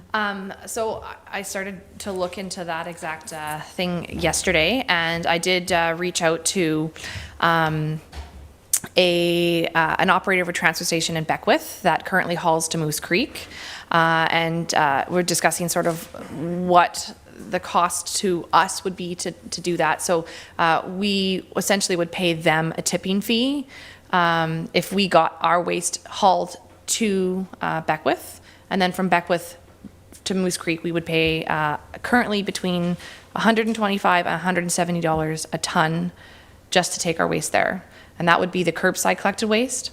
Additionally, we'd be looking at costs to potentially still operate our own site as a transfer station, sorry, because you would still have people looking to take waste to the landfill when they have projects and those sorts of things. So again, there would be a cost to the municipality to operate the facility still, and then haul it either directly to Moose Creek ourselves or through a transfer station such as the one in Beckwith. So it's a pretty it more than would double at least the user fee charge that we're paying right now, just to cover those tipping fees that would be levied by a private transfer station. And again, this is also looking out if we're looking out another 20, 30 years, those tipping fees would be even higher. So that with a little bit of more effort from staff, we could potentially try and glean a bigger cost comparison on that. But it's not something that I was able to pull together as far as the transfer station, our internal transfer station would be the cost associated with that. But yeah, it would more than double our costs based on just the simple tipping fee that would be added to us to take it somewhere else. So what we're saying is that to get from the dark blue to the dark green will cost us about 1.5 million. The cost of the compactor and the interest on the debenture. And is that greater or less than the cost for us to start shipping from Moose Creek for those 15 years? And I think that a gross, like a rough estimate, will clearly demonstrate that we are going to be saving our tax dollars by investing in this piece of equipment now to buy 15 years. And it's also a matter of convenience that instead of you have the landfill still in your own municipality to bring your waste to, as opposed to potentially going somewhere else. Good. Does that trigger any other questions?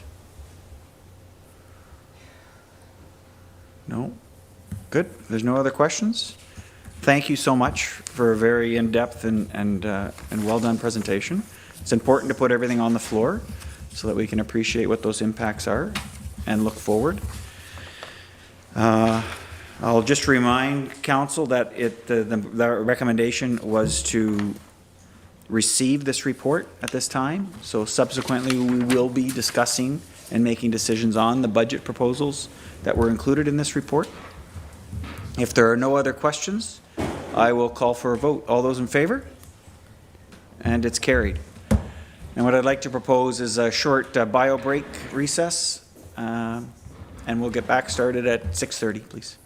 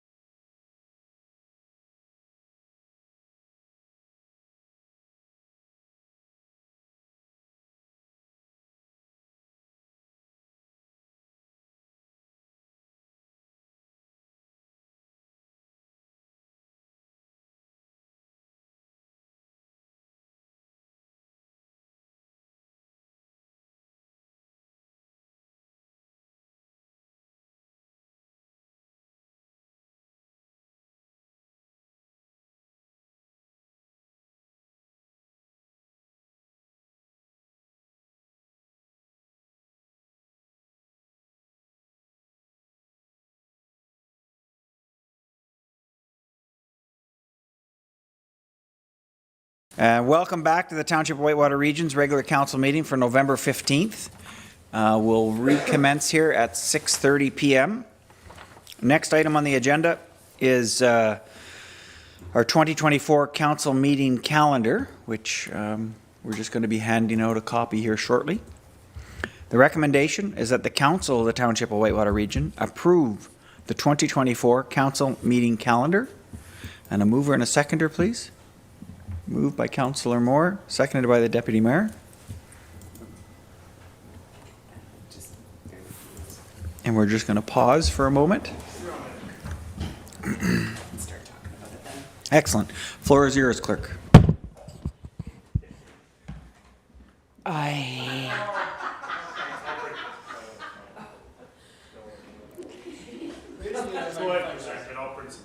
The photocopier does not like me. I have that trouble all the time. Okay, so every year it's up to the clerk to prepare the. I'm sorry, I'm looking for the report on this really quick too. I can't do both clearly. To prepare the 2020 or the year forward calendar, so I put together some dates of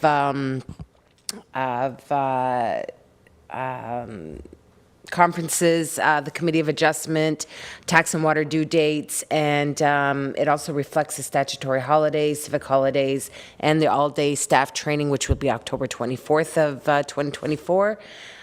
If there's also a break in July, and I apologize that I don't have it in front of me, but if you have any changes you want to make prior to this, I prefer, like, if you could tell me now, and then as amended, I can, yeah, CAO is going to give the calendar story about that. I don't know what happened. Perfect. Yeah. I'm going to just interrupt then. If while we're waiting for those to come out and look at the dates, there's two questions I want to pose to council about meetings, not necessarily the dates, but the times. We made a change this time last year to implement an afternoon meeting and an evening meeting. Is there any discussion associated with that? You're happy with the afternoon and the evening meetings that we've currently adopted? Yeah, Councillor Moore? I'm quite happy with the way they are. Special meetings, so I guess give consideration whether it's open to the public or what the intent of the special meetings are. So I guess time would dictate what time that would happen. So other than that, I'm happy with the way things are running. I haven't had any complaints. Thank you. Councillor Trim, did you have your hand up? No. Good. Deputy Mayor, yeah? And I will concur with Councillor Moore. I don't see any issue with it. I think the afternoon is working well. I think the evening is working well. It gives residents an opportunity to attend either or, and with also having it on live video makes a huge difference now too. So I'm certainly in favor. I think it's easier on staff as well if we only have the one afternoon, the one evening. I think it's working well. I have no issue with it. Thanks. Perfect. Thank you, Deputy Mayor. The second point, before we get into the nuts and bolts of the calendar, is just public meetings. So when we have a designated official public meeting with respect to the Planning Act, as an example, right now those are currently scheduled for 4:45 p.m. We try to book them for the afternoon, evening meetings that we have scheduled. But we all know that it does take some time to get through our agenda, and by the time we actually have the public meeting, it's usually quite later in the evening. One option, based on some of the feedback that we received at public meetings to date, is that we could establish a set time in the agenda where we would host that public meeting. As an example, we could say the regular council meeting is going to commence at 4:45 as it does normally.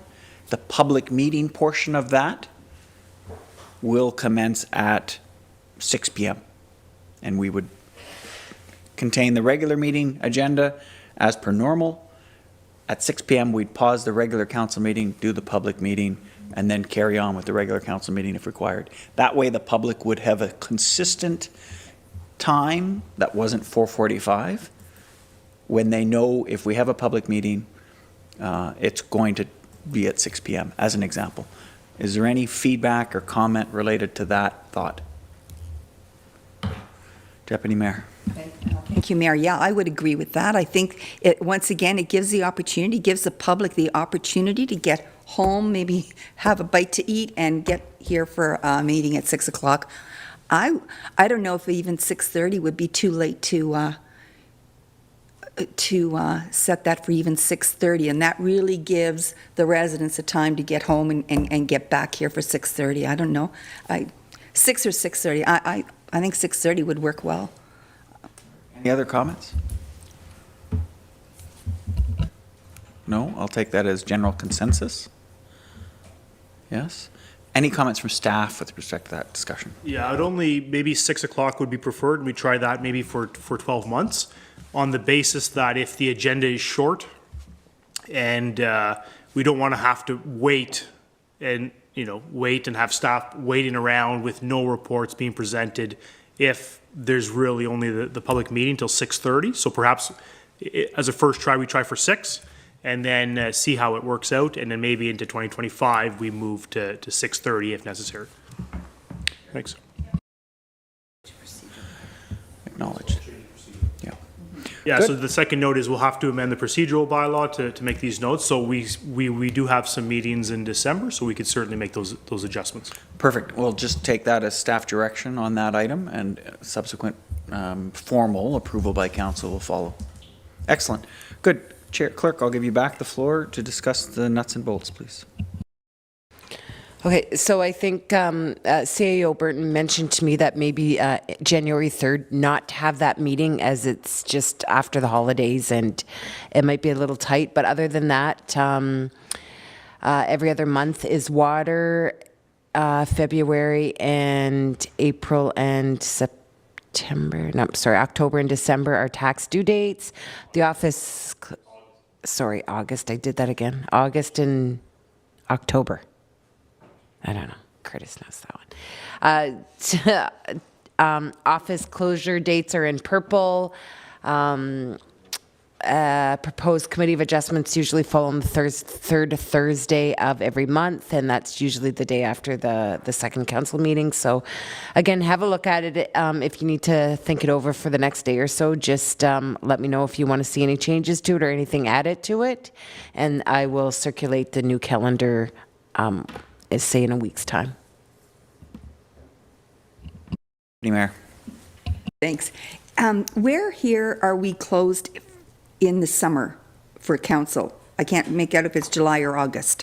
I know we did 2 months last year, which was, to me, I think it was too long in between. I still like a 1 month count, 1 month break only, but I don't know if that's July or August here. It's July, so council days are in dark blue.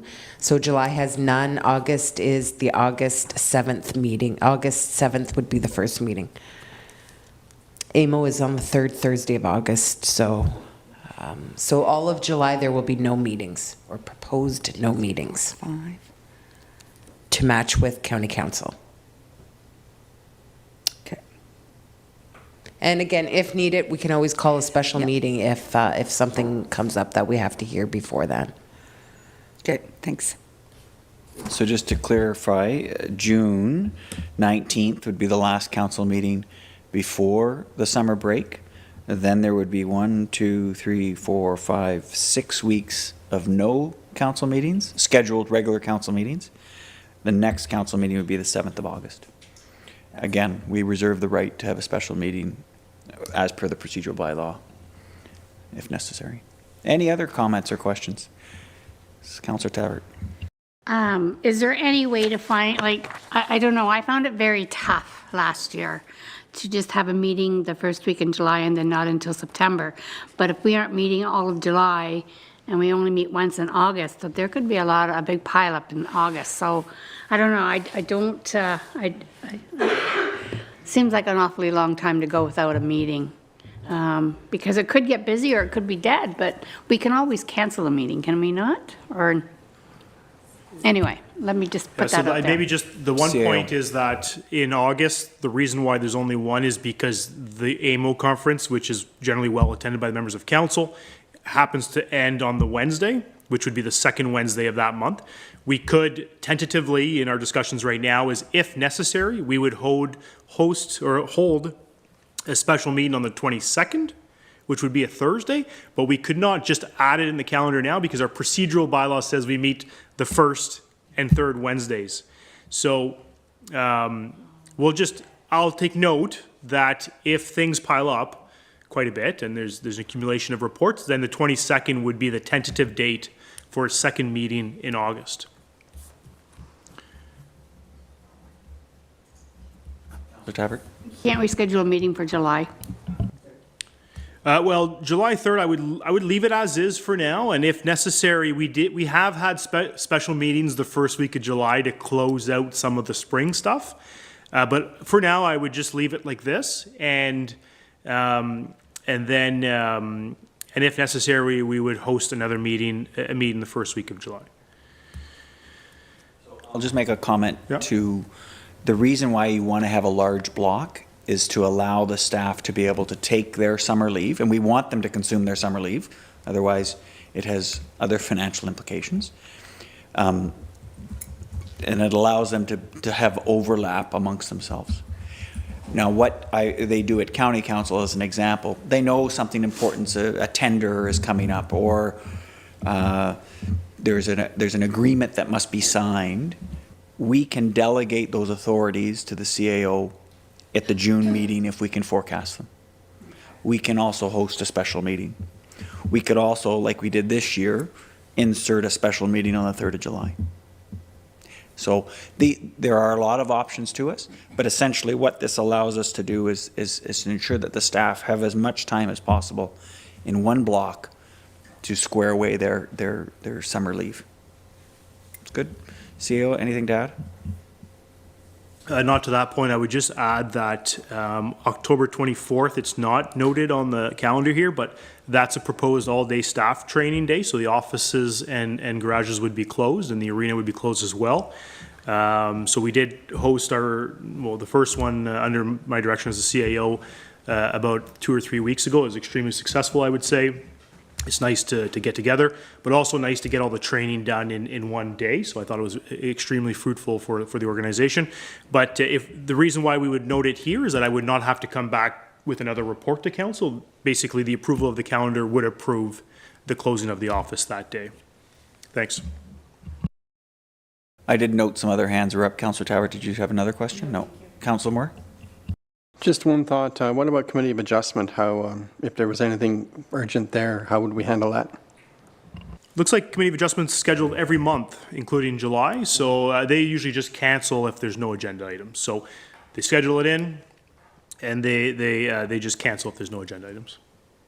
Okay, but if as long as there's something comes up that's a rush, might require a special council meeting then, as long as we have quorum? Okay, thank you.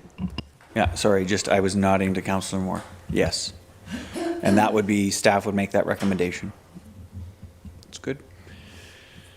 Any other comments?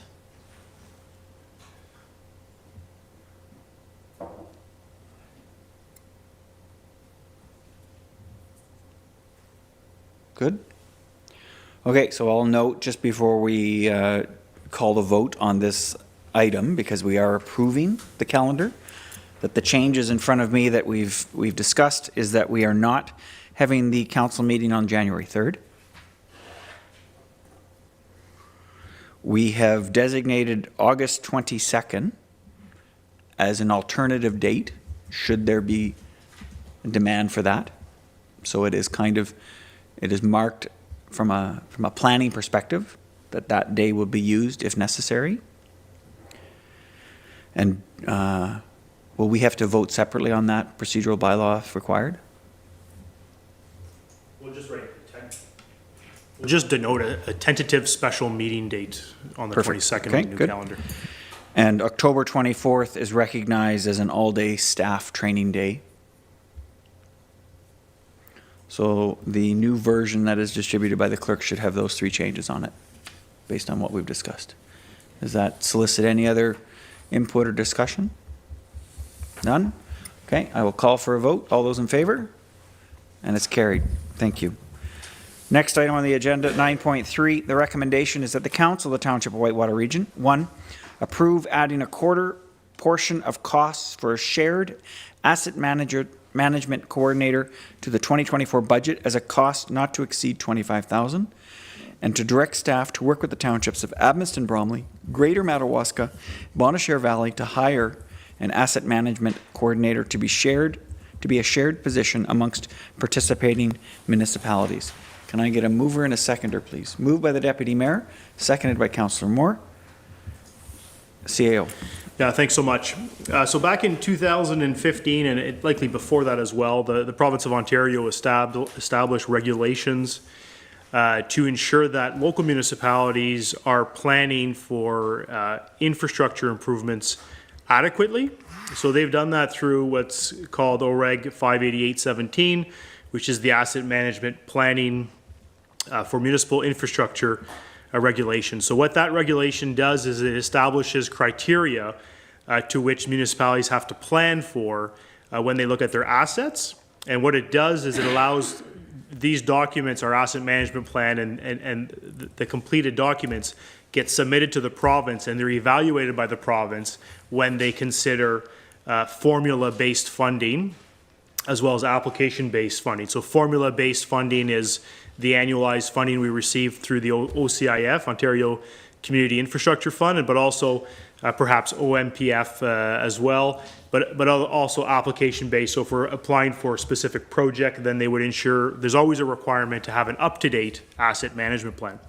So when we look at the timelines and the deadlines that were presented in this regulation, I will confirm that we do comply presently to the July 1st, 2024 deadline. So we do have an approved asset management plan, which includes all of our municipal infrastructure assets, including the buildings. So this is confirming to the members of council and the public that our asset management plan is compliant for next year. However, the subsequent year, July 1st, 2025 rather, so in about 18 months, there's another requirement to extend the review of our asset management plan to include what is levels of service.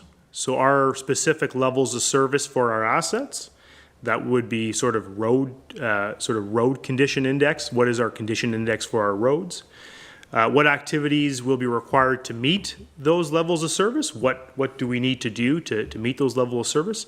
And the strategy to fund these activities. So those are pretty substantial milestones, I would say, and they will require workshops with the members of council. So when we talk about levels of service, that was part of our discussion during the strategic direction back in April.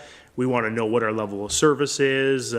How do we maintain that level of service? Do we need to reduce our level of service in certain areas? So the province is mandating us to examine that. So it's interesting enough that we've been dealing with the water, wastewater matters, and the mandate of the province to have a plant to a certain specification. Well, in this case, they're mandating us to have a plan on how we're going to deal with our assets. So our current asset management plan was finalized in 2022.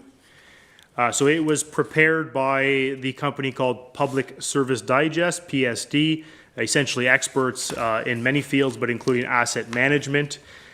So they essentially consolidated all of our data. So we collected the data as employees, and then they consolidated that and developed a plan. So the cost at the time for that was $52,000. So we paid a consulting firm to do that.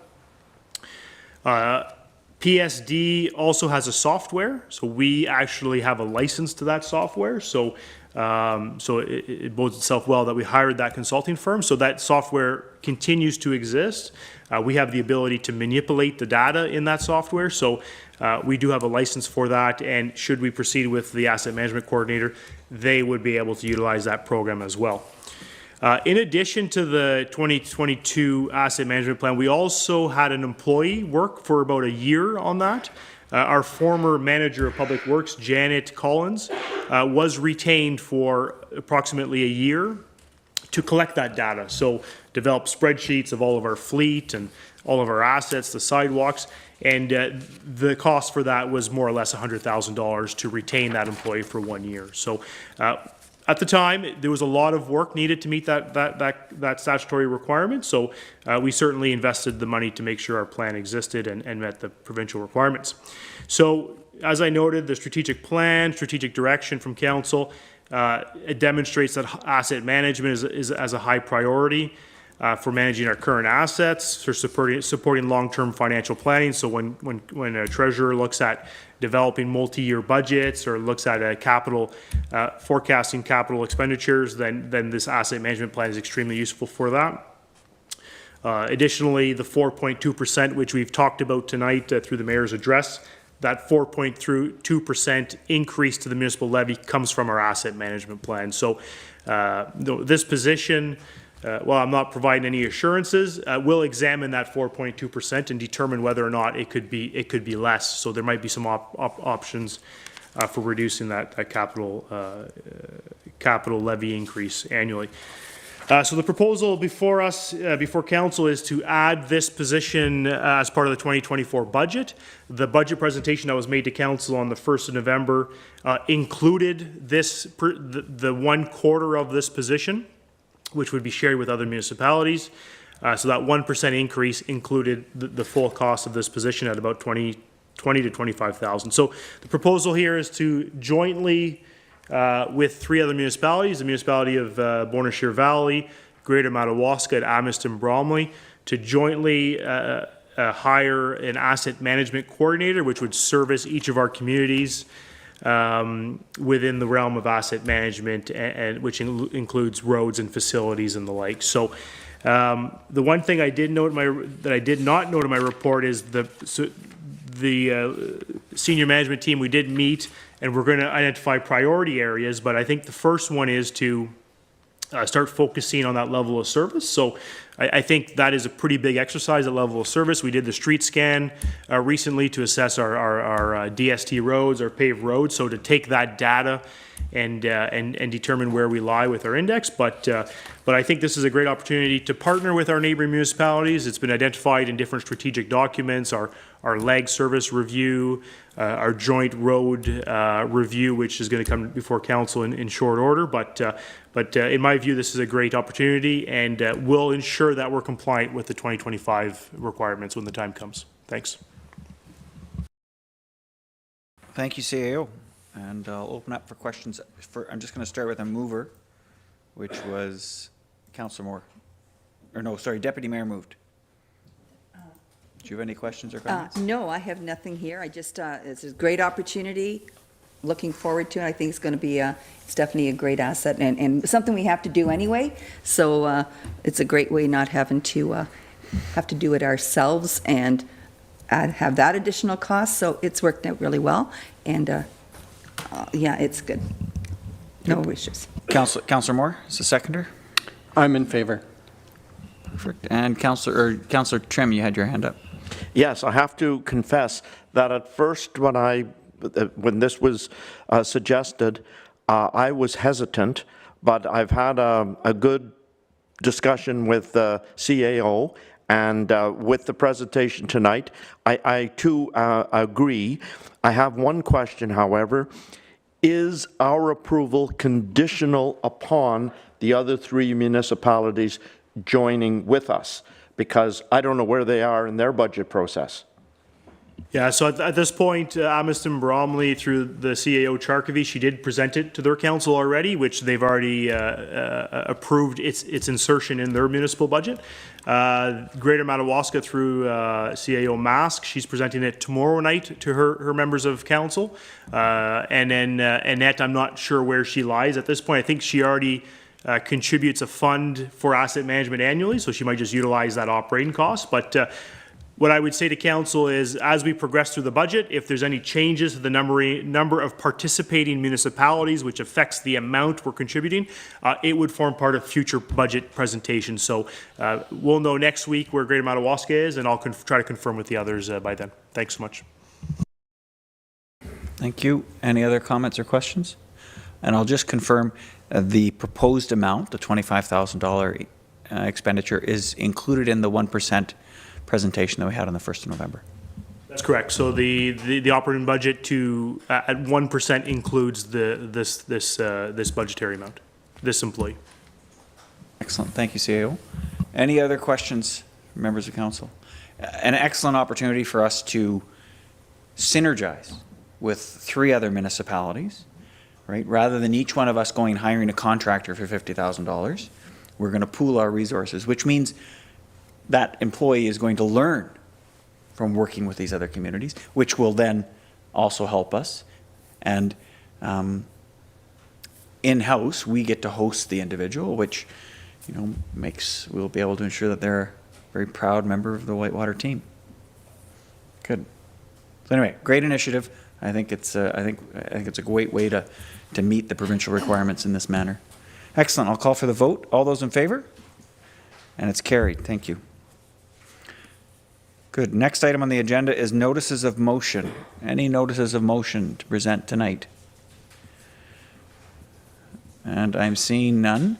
I am going to give notice of a motion that will be coming next council meeting, and it is specific to water and wastewater. And I would like to propose to council to establish a task force that would be working to resolve some very specific criteria over the next 5 months.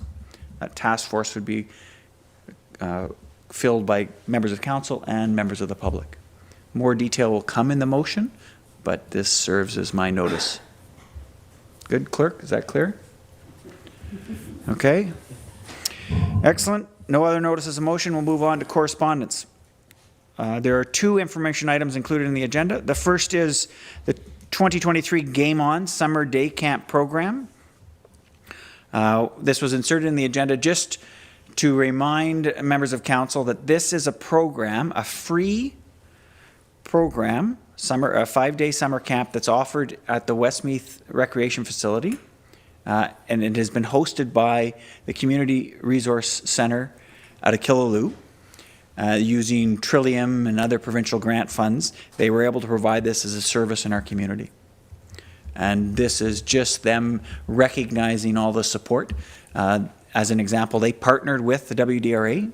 The WDRA provided their facilities that we provide the WDRA at no charge. So it was an example of our rec associations working with another community resource center in our community. And those are, like the asset management coordinator, are examples of us synergizing our efforts across geographic boundaries. I'm not sure how this will go forward. I've heard some bad news that the Game On program may not be funded in the coming year, but they haven't formally announced that. We'll be watching closely, and the staff know, or have already been connected with Councillor Bell from a rec perspective in the CAO. Good. The next item is a water and wastewater system briefing note. So based on all the information that was provided by Public Works Manager in that very detailed presentation, plus the 2 presentations that I attended with Mrs. Guest and her group of community members, we went through all that material and generated one single document that represents the challenges that we are facing and includes what we propose the provincial, the federal, the upper tier levels could examine as ways to try alleviate some of the stress on our residents. I've included it so that you all have it. So I welcome your analysis or any comments you have on it. And it has already been provided to all the addressees. The intent now is the first one, the clerk is going to be coordinating, scheduling the meeting with Mr. Yakubuski and our MP and our warden, those 3 meetings. The AMO, Roma, and FCM reps have received their document. I have confirmation that Roma has looked at it on their agenda as of last week. Okay, and they're going to continue with the idea that they could then make a recommendation to AMO It's also included in their analysis. And FCM, I have not had a chance to follow up with the representative from the FCM, Federation of Canadian Municipalities. So I just wanted to make sure that was available. Everybody has a copy of it, and if there's any advice or concerns or issues, please raise them to me or any of the staff. Good. Is there any comments or questions based on either of these two information items in the agenda? None? CAO, I'll offer you the opportunity. Is there any comments you want to make to either one of those? I would just, perhaps what we could do is share the submissions perhaps on our website somewhere so that the public would have access to it other than through our agenda portal. So maybe I'll just converse with our manager of Public Works to see where on the maybe Public Works portion of the website we could add the summary. Thanks. Thank you. Excellent. Next item on the agenda is item number 12, announcements. So I'll start with the Deputy Mayor. Any announcements for tonight's council? No, I know I think other individuals here have parades and everything set up here, so I'm good. Thank you. Perfect. Thank you, Mayor. Councillor Tabbert.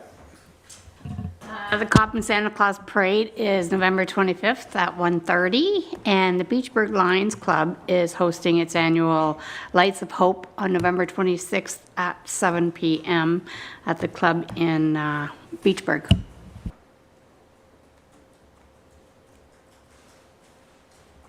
Councillor Mort. Sorry.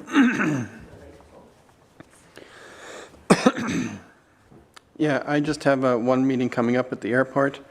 And then I I've seen it once, but I haven't seen it since, was a possible open house for new firefighters in the Cobham Municipal Office downstairs on the 22nd. Not sure if that's still a go. Do you know, Connie, if that's a go? Anyway, so fairly quiet week coming up, but after then it gets busy. Thank you.